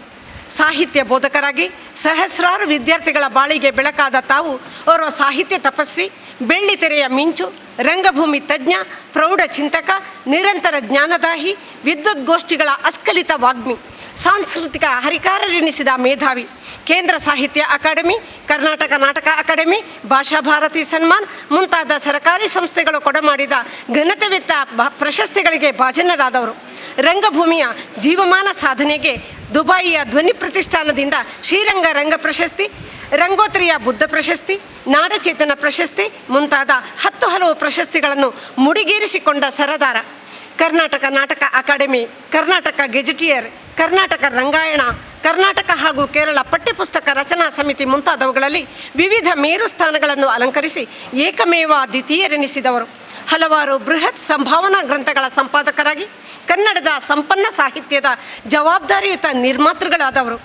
ಮಂಗಳ ಫಿಲ್ಮ್ ಸೊಸೈಟಿ, ಭಾವಗಂಗೋತ್ರಿ, ಅಭಿವ್ಯಕ್ತ, ಭೂಮಿಕ, ದಾಸಜನ, ಬೆಂಗಳೂರಿನ ತಿಮ್ಮಸೇನೆಗಳ ಮೂಲಕ ನಟ, ನಾಟಕಕಾರ, ನಿರ್ದೇಶಕ, ಸಂಘಟಕ ಹಾಗೂ ಕಲಾ ಜಗತ್ತಿನ ಬಹುರೂಪಿ. ಸಾಂಸ್ಕೃತಿಕ ರಾಯಭಾರಿಯಾಗಿ ದೇಶ ವಿದೇಶಗಳಿಗೆ ಈ ನೆಲದ ಕಲೆಯಾದ ಯಕ್ಷಗಾನ, ಭರತನಾಟ್ಯಗಳನ್ನು ಕೊಂಡೊಯ್ದವರು. ಈ ಸನ್ಮಾನ ಪತ್ರವು ತಮ್ಮ ಸಹೃದಯತೆ, ಸದ್ಗುಣ, ಪಾಂಡಿತ್ಯ, ಸಾಮಾಜಿಕ ಪ್ರಜ್ಞೆ, ಆಳವಾದ ಚಿಂತನೆ, ಶಾಶ್ವತ ಮೌಲ್ಯಗಳ ಅರಿವು, ವೈವಿಧ್ಯಮಯ ಬದುಕಿನ ಒಲವು, ಚೆಲುವು, ದಣಿವು, ನೋವುಗಳನ್ನು ಪ್ರತಿಬಿಂಬಿಸಿದ ತಮ್ಮ ವ್ಯಕ್ತಿತ್ವದ ಔನ್ನತ್ಯದ ದರ್ಪಣ ಬಿಂಬ ಮಾತ್ರ. ಈ ಮಣ್ಣಿನ ಮೇಲಿನ ಅಭಿಮಾನದಿಂದ ಇಂದೀಗ ದಕ್ಷಿಣ ಕನ್ನಡ ಜಿಲ್ಲಾ ಕನ್ನಡ ಸಾಹಿತ್ಯ ಪರಿಷತ್ತಿನ ಮಂಗಳೂರು ತಾಲೂಕು ಸಾಹಿತ್ಯ ಪರಿಷತ್ತಿನ ಮಂಗಳೂರು ತಾಲೂಕು ಸಾಹಿತ್ಯ ಸಮ್ಮೇಳನದ ಸರ್ವಾಧ್ಯಕ್ಷತೆಯನ್ನು ವಹಿಸಿಕೊಂಡು ಸಮ್ಮೇಳನದ ಘನತೆಯನ್ನು ಹೆಚ್ಚಿಸಿದಿರಿ. ದಣಿವಿಲ್ಲದ ತಮ್ಮ ಸಾಹಿತ್ಯಿಕ ಮತ್ತು ಸಾಂಸ್ಕೃತಿಕ ಚಟುವಟಿಕೆಗಳು ಹೀಗೆ ನಿರಂತರವಾಗಿ ಸಾಗಲಿ. ಆಯುರಾರೋಗ್ಯ ಭಾಗ್ಯದೊಂದಿಗೆ ಕನ್ನಡಾಂಬೆಯ ಸೇವೆಯ ಕೈಂಕರ್ಯ ಇನ್ನಷ್ಟು ಪ್ರಾಪ್ತವಾಗಲಿ ಎಂದು ಹಾರೈಸುತ್ತಾ ಕನ್ನಡ ಸಾಹಿತ್ಯ ಪರಿಷತ್ತಿನ ಅಧ್ಯಕ್ಷರಾದ ನಾಡೋಜ ಡಾಕ್ಟರ್ ಮಹೇಶ್ ಜೋಶಿ, ದಕ್ಷಿಣ ಕನ್ನಡ ಜಿಲ್ಲಾ ಕನ್ನಡ ಸಾಹಿತ್ಯ ಪರಿಷತ್ತಿನ ಅಧ್ಯಕ್ಷರಾದ ಡಾಕ್ಟರ್ MP ಶ್ರೀನಾಥ ಹಾಗೂ ಇನ್ನಿತರ ಸಾಹಿತ್ಯ ವರಿಷ್ಠರ ಸಮ್ಮುಖದಲ್ಲಿ ಅಭಿನಂದನಾಪೂರ್ವಕವಾಗಿ ಈ ಸನ್ಮಾನ ಪತ್ರವನ್ನು ಸಲ್ಲಿಸುತ್ತಿದ್ದೇವೆ. ಡಾಕ್ಟರ್ ಮಂಜುನಾಥ S ರೇವಣಕರ, ಅಧ್ಯಕ್ಷರು ಕಸಾಪ ಮಂಗಳೂರು ತಾಲೂಕು, ಡಾಕ್ಟರ್ ಮುರಳಿ ಮೋಹನ ಚೂಂತಾರು ಗೌರವ ಕಾರ್ಯದರ್ಶಿಗಳು, ಶ್ರೀ ಗಣೇಶ್ ಪ್ರಸಾದ್ ಜಿ ಗೌರವ ಕಾರ್ಯದರ್ಶಿಗಳು.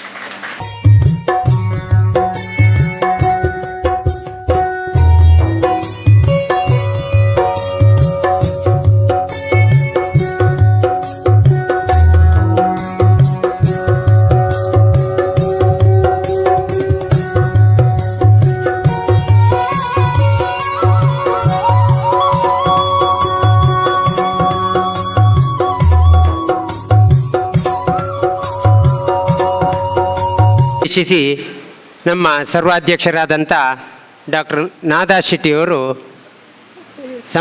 ಈ ಸಂದರ್ಭದಲ್ಲಿ ತಮ್ಮ ನುಡಿಗಳನ್ನು ಆಡಬೇಕು ಅಂತೇಳಿ ಅವರಲ್ಲಿ ಪ್ರೀತಿಯಿಂದ ವಿನಂತಿಸ್ಕೊಳ್ತಾ ಇದ್ದೇನೆ. ನಾನೇನು ಆಡಬೇಕೋ ಅದನ್ನೆಲ್ಲ ಆಡಿದ್ದೇನೆ. ಈಗ ಒಂದು ಸಾಂಕೇತಿಕವಾಗಿ ಒಂದೆರಡು ಮಾತುಗಳಷ್ಟೇ. ನಾನು ಈ ಕನ್ನಡದ ಬಗ್ಗೆ ನಾವು ಎಷ್ಟು ಮಂದಿ ಈಗ ಎಲ್ಲರೂ ಕೂಡ ಕನ್ನಡದ ಪರವಾದ ಮಾತುಗಳನ್ನೇ ಹೇಳಿದ್ದಾರೆ ಮತ್ತು ಈ ವೇದಿಕೆಯಲ್ಲಿ ಹಾಗೇ ಹೇಳಬೇಕಷ್ಟೇ. ಆದರೂ ನಮ್ಮ ಮನಸ್ಸಿನ ಆಳದಿಂದ ಇಲ್ಲಿ ಗಿರೀಶ್ ಭಟ್ರು ಮಾತಾಡಿದ್ದು, ಆಗ ಅಪರ ಜಿಲ್ಲಾಧಿಕಾರಿಯವರು ಬಂದು ಮಾತಾಡಿದ್ದು ಎಲ್ಲವೂ ಕೂಡ ಕನ್ನಡಕ್ಕೆ ಬಹಳ ಪೂರಕವಾದಂಥ ಮಾತುಗಳನ್ನೇ ಆಡಿದ್ದಾರೆ. ನನಗೊಂದು ಮಾತನ್ನು ಎಕ್ಸ್ಟ್ರಾ ಹೇಳಬೇಕಾಗಿದೆ. ಅದಂದರೆ ಇದು ಗಂಡು ಮೆಟ್ಟಿನ ನೆಲ, ಯಕ್ಷಗಾನದ ತವರೂರು. ಇಲ್ಲಿ ಯಕ್ಷಗಾನದ ನಾವೆಲ್ಲ ಚಿಕ್ಕವರಿದ್ದಾಗ ಯಕ್ಷಗಾನದಿಂದ ಪ್ರೇರಿತರಾಗಿ ಕನ್ನಡದ ಕಡೆಗೆ ಆಸಕ್ತಿಯನ್ನು ತೋರಿದವರು.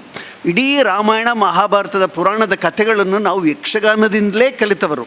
ಹಾಗಿರುವಾಗ ಯಕ್ಷಗಾನಕ್ಕೆ ಎಷ್ಟು ಶಕ್ತಿ ಇದೆ, ಅದರ ಭಾಷಾ ಶಕ್ತಿ, ತಾಳಮದ್ದಳೆಗಳ ಮೂಲಕ ಮಂದಿಯನ್ನು ನೇರವಾಗಿ ತಲುಪುವಂಥ ಶಕ್ತಿ, ಕುಳಿತಲ್ಲಿಂದಲೇ ಕೈಕಾಲು ಅಂಗ ವಿನ್ಯಾಸಗಳನ್ನು ತೋರಿಸಿಕೊಂಡು ಮಾತಿನ ಚಾಕಚಕ್ಯತೆಯಿಂದ ಮಂದಿಯನ್ನು ತಲುಪುವಂಥ ಶಕ್ತಿಯುಳ್ಳಂಥ ಒಂದು ಯಕ್ಷಗಾನದ ಆ ಒಂದು ಮಾಧ್ಯಮ ಏನಿದೆಯಲ್ಲ, ಅದನ್ನು ನಮ್ಮ ಮಕ್ಕಳಿಗೆ ತಲುಪಿಸಬೇಕಾಗಿದೆ. ನಮ್ಮ ಮಕ್ಕಳು ಯಾವಾಗ, ನಮ್ಮ ಜೂನಿಯರ್ಸ್, ನಮ್ಮ ಮನೆ ಮಕ್ಕಳು ಯಾವಾಗ ಯಕ್ಷಗಾನ ನೋಡುವುದರ ಕಡೆಗೆ ಆಸಕ್ತಿಯನ್ನು ತಾಳುತ್ತಾರೆಯೋ ಅವರಲ್ಲಿ ಕನ್ನಡ ತನ್ನಿಂತಾನೇ ಉತ್ತೇಜಿತವಾಗಿ ರೂಪುಗೊಳ್ಳುತ್ತೆ, ಅವರ ಮನಸ್ಸಿಗೆ ಬಂದು ಸೇರ್ತದೆ. ಹಾಗಾಗಿ ನಮ್ಮ ಮಕ್ಕಳಿಗೆ ಹೆತ್ತವರು ಬಹಳ ಎಚ್ಚರಿಕೆ ಇಟ್ಕೊಳ್ಬೇಕಾದಂಥ ವಿಚಾರ ಇದು. ನಮ್ಮ ಮಕ್ಕಳಿಗೆ ಈಗ ಯಕ್ಷಗಾನ ನೋಡೋದಕ್ಕೆ ದೊಡ್ಡ ತ್ರಾಸ ಪಡಬೇಕಾಗಿಲ್ಲ. ಅಯ್ಯೋ ಯಾರಪ್ಪ ನೋಡೋದು ರಾತ್ರಿ ಬೆಳಗಿನವರೆಗೆ ಕೂತ್ಕೊಂಡು ಎನ್ನುವಂಥ ಮಾತೇ ಇಲ್ಲ. ಟೈಮ್ ಬೌಂಡ್, ಕಾಲಮಿತಿಯ ಯಕ್ಷಗಾನ ಇದೆ ಅಲ್ವೇ? ಅದರಲ್ಲಿ ಯಾರಿಗೂ ಏನು ಸುಸ್ತಾಗುವಂಥ ಪ್ರಶ್ನೆ ಇಲ್ಲ. ಅಲ್ಲಿ ನೀವು ಯಕ್ಷಗಾನವನ್ನು ನೋಡಿಕೊಂಡು ನೀವು ರಂಜನೆಯನ್ನು ಪಡ್ಕೊಳ್ಳುವ ಹಾಗೆ ನಮ್ಮ ಮಕ್ಕಳ ತಲೆಗೆ ಭಾಷೆ ಬಹಳ ಬೇಗ ನಾಡುತ್ತದೆ.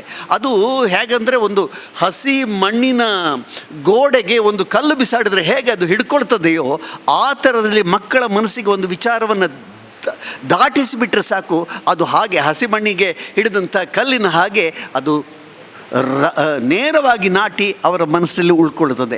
ಹಾಗಾಗಿ ನಮ್ಮ ಮನೆ ಮಂದಿಗೆಲ್ಲ, ಕನ್ನಡದ ಮಂಗಳೂರು ತಾಲೂಕಿನ ಎಲ್ಲರಿಗೂ ಇಲ್ಲಿಯೇ ನಮ್ಮ ಪಕ್ಕದ ಮನೆಯಲ್ಲಿರುವ, ನಮ್ಮ ಪೇಟೆಯಲ್ಲಿರುವ ಯಕ್ಷಗಾನವನ್ನು ನಾವು ತೋರಿಸೋಣ ನಮ್ಮ ಮಕ್ಕಳಿಗೆ. ಆ ಮೂಲಕ ಅವರು ಕನ್ನಡ ಕಲಿಯಲಿ, ಆ ಮೂಲಕ ನಮ್ಮ ಪುರಾಣಗಳನ್ನು ಕಲಿಯಲಿ, ಆ ಮೂಲಕ ನಮ್ಮ ಸಂಸ್ಕೃತಿಯನ್ನು ಕಲಿಯಲಿ ಎನ್ನುವುದಾಗಿ ಹೇಳುತ್ತಾ, ಈ ಒಂದು ಬೆಳಗ್ಗಿನಿಂದ ಸಾಯಂಕಾಲದವರೆಗೆ ಇವತ್ತಿನ ಕಾರ್ಯಕ್ರಮ ನೀವು ನಡೆಸಿಕೊಟ್ಟಿದ್ದೀರಿ. ಪ್ರೇಕ್ಷಕರು ಅನೇಕ ಸಂಖ್ಯೆಯಲ್ಲಿ ಬಂದಿದ್ದರು, ಇವಾಗ ಮಾತ್ರ ವಿರಳವಾಗಿದ್ದಾರೆ. ಆದರೂ ಪರವಾಗಿಲ್ಲ, ಕನ್ನಡದ ಮೇಲೆ ಪ್ರೀತಿ ಇನ್ನೂ ನಮ್ಮಲ್ಲಿ ಜೀವಂತವಾಗಿದೆ ಎನ್ನುವುದಕ್ಕೆ ದ್ಯೋತಕವಾಗಿ ಅಷ್ಟೊಂದು ಜನ ಬಂದು ಸೇರಿದ್ದೀರಿ ಎನ್ನುವಂಥದ್ದು ಭಾಳ ಸಂತೋಷದ ಸಂಗತಿ. ಎಲ್ಲ ಅತಿಥಿಗಳು ಕೂಡ ಇಲ್ಲಿಗೆ ಬಂದು ಭಾಗವಹಿಸಿದ್ದಾರೆ. ಯಾರೂ ಮಹೇಶ್ ಜೋಶಿಯವರು ಬರಬೇಕಾಗಿತ್ತು, ಬಂದರೆ ಅವರಿಗೆ ಕೆಲವು ವಿಚಾರಗಳನ್ನು ಹೇಳಲಿಕ್ಕೂ ಇತ್ತು, ಅದು ಸಾಧ್ಯ ಆಗಲಿಲ್ಲ. ಆದರೆ ನಮಗೇನು ವಿಚಾರ ಹೇಳಲಿಕ್ಕಿದೆಯೋ ನಾವು ನಾನು ಅರ್ಧ ಬೆಂಗಳೂರಿಗೂ ಆಗಿರೋದ್ರಿಂದ ನಾವು ಜೋಶಿಯವರನ್ನ ಭೇಟಿ ಮಾಡುವ ಸಾಧ್ಯತೆಗಳು ಬಹಳ ಇರ್ತವೆ. ಆವಾಗಲೆಲ್ಲ ನನ್ನ ಮನಸ್ಸಿನ ಒಳಗಡೆ ಇರತಕ್ಕಂಥ ವಿಚಾರವನ್ನು ಬಹಳ ಮುಖ್ಯವಾಗಿ ವೈದ್ಯಕೀಯವನ್ನು ಮತ್ತು ಎಂಜಿನಿಯರಿಂಗನ್ನು ಕನ್ನಡದಲ್ಲಿ ಕಲಿಸುವಂಥ ಆಗಬೇಕು ಎನ್ನುವುದಕ್ಕೆ ಸಂಬಂಧಪಟ್ಟಂಥ ವಿಚಾರಗಳನ್ನು ಅವ್ರ ಜೊತೆ ಮಾತಾಡೋದಕ್ಕಿದೆ. ಅದಕ್ಕೆ ನಾವೆಲ್ಲ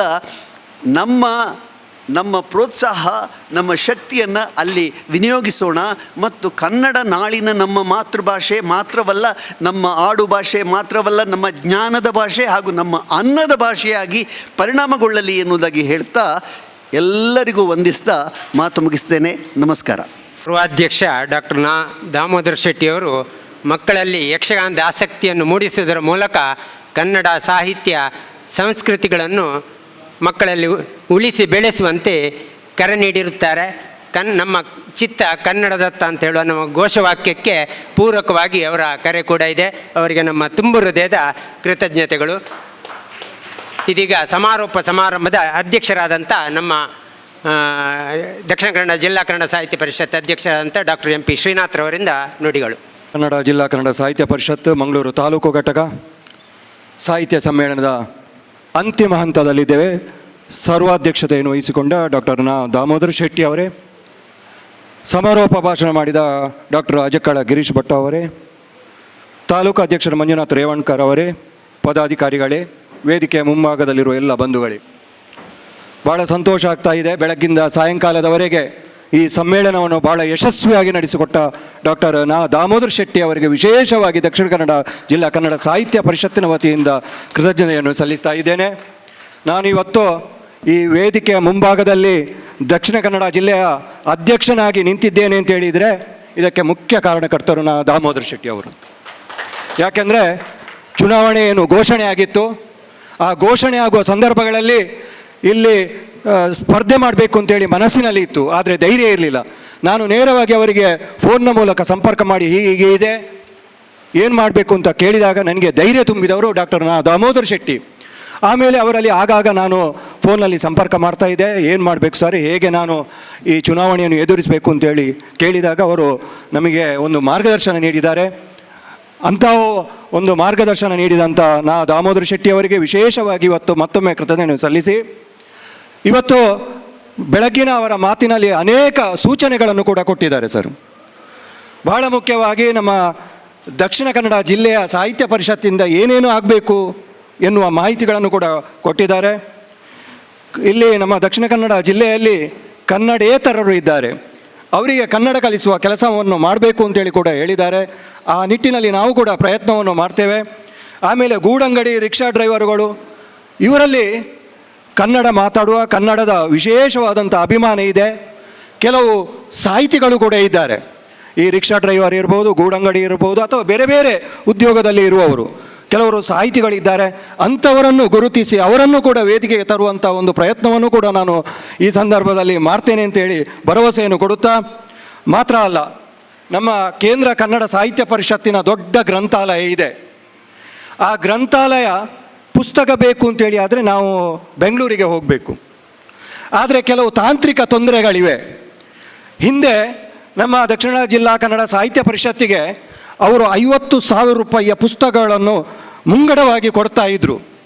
ಆಮೇಲೆ ನಮ್ಮ 30 ಜಿಲ್ಲೆಗಳಿಗೆ ಬೇರೆ ಬೇರೆ ಸಮಸ್ಯೆಗಳು ಬಂದ ಕಾರಣ ಈಗ ಅದನ್ನು ತಾತ್ಕಾಲಿಕವಾಗಿ ನಿಲ್ಲಿಸಿದ್ದಾರೆ. ಅದಕ್ಕೆ ನಾವು ಮಾಡಬೇಕಾದಂಥ ಒಂದು ದೊಡ್ಡ ಕೆಲಸ ಏನು ಅಂತೇಳಿದರೆ, ನಮ್ಮ ದಕ್ಷಿಣ ಕನ್ನಡ ಜಿಲ್ಲೆಯಲ್ಲಿ ಒಂದು ಕನ್ನಡದ ಭವನದ ನಿರ್ಮಾಣ ಆಗಬೇಕು. ಅಲ್ಲಿ ಒಂದು ಗ್ರಂಥಾಲಯ ಮಾಡಿ ಆ ಮೂಲಕ ಅಲ್ಲಿ ಓದುಗರಿಗೆ ಸಿಗುವ ಹಾಗೆ ಮಾಡುವ ಒಂದು ಪ್ರಯತ್ನವನ್ನು ಕೂಡ ನಾವು ಮಾಡ್ತೇವೆ ಎನ್ನುವಂಥ ಒಂದು ಮಾತನ್ನು ಕೂಡ ಹೇಳ್ತಾ, ಆಮೇಲೆ ಕ್ಯಾಂಪಸ್ಸಿನಲ್ಲಿ ಕನ್ನಡ ಆಂದೋಲನ ಆಗಬೇಕು. ನಾವು ಬೇರೆ ಬೇರೆ ಇಂಜಿನಿಯರಿಂಗ್ ಕಾಲೇಜ್ ಇರ್ಬೋದು ಅಥವಾ ಇಂಗ್ಲೀಷ್ ಮಾಧ್ಯಮ ಸ್ಕೂಲುಗಳಿರ್ಬೋದು, ಅಲ್ಲೆಲ್ಲ ಮಾತಾಡುವವರು ಇಂಗ್ಲೀಷ್, ಆದರೆ ಅಲ್ಲಿ ಕನ್ನಡದಲ್ಲಿ ಮಾತಾಡಿದರೆ ಫೈನ್ ಎನ್ನುವಂಥ ಹೆದರಿಕೆಯಿಂದ ಅವರು ಇಂಗ್ಲೀಷ್ನಲ್ಲಿ ಮಾತಾಡ್ತಾರೆ. ಆದರೆ ಅಲ್ಲಿ ಕೂಡ ಆ ಕ್ಯಾಂಪಸ್ನಲ್ಲಿ ಕೂಡ ಕನ್ನಡ ಆಂದೋಲನ ಆಗಬೇಕು ಎನ್ನುವಂಥ ಮಾತುಗಳನ್ನು ಕೂಡ ಅವರು ಬೆಳಗ್ಗಿನ ಅವರ ಭಾಷಣದಲ್ಲಿ ಹೇಳಿದ್ದಾರೆ. ಈ ನಿಟ್ಟಿನಲ್ಲಿ ಕೂಡ ಪ್ರಯತ್ನವನ್ನು ನಾವು ಮಾಡ್ತೇವೆ ಅಂತೇಳಿ ಈ ಸಂದರ್ಭದಲ್ಲಿ ಹೇಳ್ತಾ, ಬಹಳ ವಿಶೇಷವಾಗಿ ನಮ್ಮ ಇವತ್ತು ಬೆಳಗ್ಗಿಂದ ಸಾಯಂಕಾಲದವರೆಗೆ ಒಳ್ಳೆಯ ಸಂವಾದ ಮಾಡಿದ್ದಾರೆ, ವಿದ್ಯಾರ್ಥಿಗಳು ಮಾಡಿದ್ದಾರೆ, ಯುವ ಸಾಹಿತಿಗಳು ಮಾಡಿದ್ದಾರೆ, ಹಿರಿಯರು ಮಾಡಿದ್ದಾರೆ. ಅವರಲ್ಲಿ ಬಹಳಷ್ಟು ಜ್ಞಾನ ಇದೆ, ಸಂಪತ್ತು ಇದೆ. ಬಹುಶಃ ಅದು ಇವತ್ತು ಬೆಳಗ್ಗಿಂದ ಈ ಸಾಯಂಕಾಲದವರೆಗೆ ಒಂದು ದಿವಸದಲ್ಲಿ ಅವರ ಜ್ಞಾನವನ್ನು ನಮಗೆ ಕೊಡಲಿಕ್ಕೆ ಸಾಧ್ಯ ಇಲ್ಲ. ಇದಕ್ಕೆ 2-3 ದಿವಸ ಆದರೂ ಬೇಕು. ಆಮೇಲೆ ನಮ್ಮ ಯುವ ಸಾಹಿತಿಗಳು ಇವತ್ತು ಮುಂದೆ ಬರ್ತಾ ಇದ್ದಾರೆ, ಯುವ ವಿದ್ಯಾರ್ಥಿಗಳು ಮುಂದೆ ಬರ್ತಾ ಇದ್ದಾರೆ. ನಮ್ಮ ಸರ್ ಪಾಠ ಮಾಡಿದಂಥ ಕಾಲೇಜ್ ಸಂತ ಎಲೋಸಿಯಸ್ ಕಾಲೇಜಿನಲ್ಲಿ 15 ವಿದ್ಯಾರ್ಥಿಗಳು ನಾವು ಸಾಹಿತ್ಯದ ಚಟುವಟಿಕೆಗಳಲ್ಲಿ ತೊಡಗುತ್ತೇವೆ, ನಾವು ಸಾಹಿತ್ಯದ ಕೆಲಸ ಮಾಡ್ತೇವೆ ಅಂತೇಳಿ ಮುಂದೆ ಬಂದಿದ್ದಾರೆ. ಅಲ್ಲಿ ವಿದ್ಯಾರ್ಥಿ ಸಾಹಿತ್ಯ ಘಟಕ ಇನ್ನೇನು ಕೆಲವೇ ದಿನಗಳಲ್ಲಿ ಉದ್ಘಾಟನೆ ಆಗಲಿಕ್ಕಿದೆ. ಇದು ನಮ್ಮ ರಾಜ್ಯದಲ್ಲಿ ಮೊದಲ ಒಂದು ದಾಖಲೆಯ ಪಟ್ಟಿಗೆ ಸೇರಿ ಹೋಗ್ತದೆ. ಆಮೇಲೆ ನಮ್ಮ ದಕ್ಷಿಣ ಕನ್ನಡ ಜಿಲ್ಲಾ ಕನ್ನಡ ಸಾಹಿತ್ಯ ಪರಿಷತ್ ನಮ್ಮ ಕುಗ್ರಾಮ ಎಳನೀರು ಎನ್ನುವಂಥ ಒಂದು ಪ್ರದೇಶ, ಇಲ್ಲಿವರೆಗೆ ಯಾರೂ ಕೂಡ ಅಲ್ಲಿ ಹೋಗಿ ಸಾಹಿತ್ಯದ ಕಾರ್ಯಕ್ರಮ ಮಾಡಲಿಲ್ಲ. ಅಲ್ಲಿ ಯಾರು ಸಾಹಿತಿಗಳಿದ್ದಾರೆ ಅಂಥ ಸಾಹಿತಿಗಳನ್ನು ಗುರುತಿಸಿ ಅಲ್ಲಿ ಕೂಡ ನಾವು ಕಾರ್ಯಕ್ರಮವನ್ನು ನಾವು ಮಾಡಲಿಕ್ಕಿದ್ದೇವೆ. ನಮ್ಮ ಎದುರು ಕೂತ್ಕೊಂಡಿದ್ದಾರೆ ಖಾಲಿದ್ ಅಂತೇಳಿ, ಅವರು JCಯಲ್ಲಿ ಒಬ್ಬರು ತರಬೇತುದಾರರು. ಅವರ ಮೂಲಕ ಬೇರೆ ಬೇರೆ ಶಾಲಾ ಕಾಲೇಜುಗಳಿಗೆ ಹೋಗಿ ಅಲ್ಲಿ ನಾವು ತರಬೇತಿಯನ್ನು ಕೂಡ ನಾವು ನೀಡಲಿಕ್ಕಿದ್ದೇವೆ. ಇಂಥ 10 ಹಲವು ಕಾರ್ಯಕ್ರಮಗಳನ್ನು ನಾವು ಮಾಡಲಿಕ್ಕಿದ್ದೇವೆ. ಆಮೇಲೆ ಬಹಳ ಮುಖ್ಯವಾಗಿ ನಾಳ್ದು ಕನ್ನಡ ರಾಜ್ಯೋತ್ಸವ ನವೆಂಬರ್ 1, ಆ ದಿನವನ್ನು ನಾವು ಕನ್ನಡ ರಾಜ್ಯೋತ್ಸವ ಆಚರಣೆಯನ್ನು ಮಾಡಲಿಕ್ಕಿದ್ದೇವೆ. ಮಧ್ಯಾಹ್ನ 2 ಗಂಟೆಯಿಂದ 5 ಗಂಟೆವರೆಗೆ ನಮ್ಮ ಮಂಗಳೂರು ಕಾನೂನು ಕಾಲೇಜಿನಲ್ಲಿ ಕಾರ್ಯಕ್ರಮ ಇಟ್ಟುಕೊಂಡಿದ್ದೇವೆ. ಆಮೇಲೆ ನಮ್ಮ ರಾಜ್ಯೋತ್ಸವ ಸಂದೇಶ ಭಾಷಣವನ್ನು ಡಾಕ್ಟರ್ ವರದರ ಚಂದ್ರಗಿರಿ ಅವರು ಮಾಡಲಿಕ್ಕಿದ್ದಾರೆ. ಆಮೇಲೆ 25 ಕವಿಗಳು ಕೂಡ ಕವಿಗೋಷ್ಠಿ ಕೂಡ ನಡೀಲಿಕ್ಕಿದೆ. ಈ ಎಲ್ಲ ಕಾರ್ಯಕ್ರಮಗಳಲ್ಲಿ ತಾವು ಭಾಗವಹಿಸಬೇಕು. ಇವತ್ತು ಈ ಒಂದು ಕಾರ್ಯಕ್ರಮ ಮಂಗಳೂರು ತಾಲೂಕು ಘಟಕದವರ ಈ ಒಂದು ಸಮ್ಮೇಳನ ಸುಮಾರು 1-2 ತಿಂಗಳುಗಳಿಂದ ಭಾಳಷ್ಟು ನಮ್ಮ ಮಂಜುನಾಥ್ ರೇವಣ್ಕರ್ ಅವರ ನೇತೃತ್ವದಲ್ಲಿ ಎಲ್ಲ ಪದಾಧಿಕಾರಿಗಳು ರಾತ್ರಿ ಹಗಲು ಎನ್ನದೆ ಅನೇಕ ಸಭೆಗಳನ್ನು ಮಾಡಿದ್ದಾರೆ. ಇಷ್ಟೊಂದು ವ್ಯವಸ್ಥಿತ ರೀತಿಯಲ್ಲಿ ಆಗಬೇಕಾದ್ರೆ ಅದು ಎಲ್ಲ ಪದಾಧಿಕಾರಿಗಳ ಒಂದು ಜವಾಬ್ದಾರಿಯಿಂದ, ಅವರ ಒಂದು ಕಾರ್ಯದಿಂದ ಇಂಥ ಒಂದು ಒಳ್ಳೆಯ ಯಶಸ್ವಿ ಸಮ್ಮೇಳನ ಆಗಿದೆ ಅಂತೇಳಿ ಈ ಸಂದರ್ಭದಲ್ಲಿ ಹೇಳ್ತಾ ನನ್ನ ಮಾತಿಗೆ ಪೂರ್ಣವಿರಾಮ ಆಗ್ತೇನೆ. ಜೈ ಹಿಂದ್. ನಮ್ಮ ಜಿಲ್ಲಾಧ್ಯಕ್ಷರಿಗೆ ಪ್ರೀತಿಯ ಕೃತಜ್ಞತೆಗಳು. ಈ ಕಾರ್ಯಕ್ರಮದ ಕೊನೆ ಅಂತ ಧನ್ಯವಾದ ಸಮರ್ಪಣೆ ಗೌರವ ಕಾರ್ಯದರ್ಶಿಗಳಾದಂಥ ಡಾಕ್ಟರ್ ಮುರಳಿ ಮೋಹನ್ ಚೂಂತಾರ್ ಅವರಿಂದ. ಜಿಲ್ಲಾ ಕನ್ನಡ ಸಾಹಿತ್ಯ ಪರಿಷತ್ತು ಮಂಗಳೂರು ಘಟಕದ ಸಾಹಿತ್ಯ ಸಮ್ಮೇಳನದ ಸರ್ವಾಧ್ಯಕ್ಷತೆಯನ್ನು ವಹಿಸಿಕೊಂಡು ಅತ್ಯಂತ ಚಂದವಾಗಿ ಯಶಸ್ವಿಯಾಗಿ ಬೆಳಗ್ಗಿನಿಂದ ಸಾಯಂಕಾಲವರೆಗೆ ಯುವಕರನ್ನು ನಾಚಿಸುವಂತೆ ಓಡಾಡುತ್ತಾ ನಗಿಸುತ್ತಾ ನಮ್ಮ ಜೊತೆ ಸೇರಿಕೊಂಡು ಸಂಪೂರ್ಣವಾಗಿ ಯಶಸ್ವಿ ಮಾಡಿದಂಥ ಸರ್ವಾಧ್ಯಕ್ಷರಾದಂತಹ ಎವರ್ಗ್ರೀನ್ ಹೀರೋ ನಮ್ಮ ಡಾಕ್ಟರ್ ನಾದಾ ಶೆಟ್ಟಿ ಅವರಿಗೆ ತುಂಬು ಹೃದಯದ ಧನ್ಯವಾದಗಳು. ಅದೇ ರೀತಿ ಅವರನ್ನು ನಾಚಿಸುವಂತೆ ನಮ್ಮ ಜೊತೆ ಓಡಾಡುತ್ತಾ ಕಳೆದ ಹಲವಾರು ದಿನಗಳಿಂದ ನಮ್ಮ ಜೊತೆ ಸೇರಿಕೊಂಡು ನಮಗೆ ಮಾರ್ಗದರ್ಶನ ನೀಡಿ ಪ್ರೋತ್ಸಾಹ ನೀಡಿ ನಮ್ಮ ಜೊತೆ ಕೈಜೋಡಿಸಿ ಮಾರ್ಗದರ್ಶನ ನೀಡಿದಂಥ ನಮ್ಮ ದಾಖಾ ಜಿಲ್ಲಾ ಕನ್ನಡ ಸಾಹಿತ್ಯ ಪರಿಷತ್ತಿನ ಅಧ್ಯಕ್ಷರಾದಂಥ ಡಾಕ್ಟರ್ MP ಶ್ರೀನಾಥ್ ಅವರಿಗೂ ಸಹ ತುಂಬು ಹೃದಯದ ಮನದಾಳದ ಧನ್ಯವಾದಗಳು. ಹಾಗೆಯೇ ವಿಶೇಷವಾಗಿ ಸಮಾರೋಪ ಸಮಾರಂಭಕ್ಕೆ ದೂರದ ಊರಿನಿಂದ ಆಗಮಿಸಿ ಮಧ್ಯಾಹ್ನದಿಂದಲೇ ನಮ್ಮ ಜೊತೆ ಕೂತ್ಕೊಂಡು ವಿಷಯವನ್ನು ಮಂತಿಸಿಕೊಂಡು ಮಂಡನೆ ಮಾಡಿ ನಮ್ಮೆಲ್ಲರ ಮೆಚ್ಚುಗೆಗೆ ಪಾತ್ರರಾದಂತಹ ಸಮಾರೋಪ ಭಾಷಣ ಮಾಡಿದಂತಹ ಡಾಕ್ಟರ್ ಅಜಕ್ಕಳ ಗಿರೀಶ್ ಭಟ್ ಅವರಿಗೂ ಸಹ ತುಂಬು ಹೃದಯದ ಧನ್ಯವಾದಗಳು. ಸಮಾರೋಪ ಭಾಷಣ ಮಾಡಿದಂಥ ಅಜಕ್ಕಳ ಗಿರೀಶ್ ಭಟ್ ಅವರಿಗೆ ನಮ್ಮ ಅಧ್ಯಕ್ಷರು ಪುಸ್ತಕ ಸ್ಮರಣಿಕೆಯನ್ನು ನೀಡಬೇಕು ಅಂತೇಳಿ ಕೇಳಿಕೊಳ್ತೇನೆ. ಇನ್ನು ನಮ್ಮ ಮಂಗಳೂರು ತಾಲೂಕು ಘಟಕದ ಅಧ್ಯಕ್ಷರಾದಂಥ ರೇವಣ್ಕರ್ ಅವರು ಇಡೀ ದಿವಸ ನಮ್ಮ ಜೊತೆ ಓಡಾಡಿಕೊಂಡು ಕಾರ್ಯಕ್ರಮದ ಯಶಸ್ವಿಯಲ್ಲಿ ಭಾಗಿಯಾಗಿದ್ದಾರೆ. ಅವರಿಗೂ ಸಹ ತುಂಬು ಹೃದಯದ ಧನ್ಯವಾದಗಳು. ಬಂದಂತಹ ಎಲ್ಲ ಪ್ರೇಕ್ಷಕ ಬಂಧುಗಳಿಗೆ, ಕನ್ನಡ ಮನಸ್ಸುಗಳಿಗೆ, ಮಕ್ಕಳಿಗೆ, ಮಹಿಳೆಯರಿಗೆ ಮತ್ತು ಕನ್ನಡದ ಅಭಿಮಾನಿಗಳಿಗೆ ಒಂದೇ ಮಾತಿನಲ್ಲಿ ಧನ್ಯವಾದ ಸಮರ್ಪಿಸ್ತಾ ಇದ್ದೇನೆ. ಹಾಗೆಯೇ ಪತ್ರಿಕಾ ಬಂಧುಗಳು ಸಹಕಾರ ನೀಡಿದ್ದಾರೆ, ಮಾಧ್ಯಮ ಬಂಧುಗಳು ಹಾಗೂ ನಮ್ಮ ಸ್ಪಂದನ ತಂಡದವರು ಸಹ ಅತ್ಯುತ್ತಮವಾಗಿ ನಿರ್ವಹಣೆಯನ್ನು ಮಾಡಿದ್ದಾರೆ. ಹಾಗೂ ನಮ್ಮ ತಂಡದ ಎಲ್ಲ ಪದಾಧಿಕಾರಿಗಳು, ಕಾರ್ಯಕಾರಿ ಕಮಿಟಿ ಸದಸ್ಯರು, ಹಾಗೆ ಬಂದಂತಹ ಎಲ್ಲ ಸಹೃದಯಿ ಬಂಧುಗಳಿಗೆ ಒಂದೇ ಮಾತಿನಲ್ಲಿ ಧನ್ಯವಾದ ಹೇಳುತ್ತಾ ಕಾರ್ಯಕ್ರಮಕ್ಕೆ ಅಂತಿಮ ವಿರಾಮವನ್ನು ಹಾಡ್ತಾ ಇದ್ದೇನೆ. ಜೈ ಭುವನೇಶ್ವರಿ.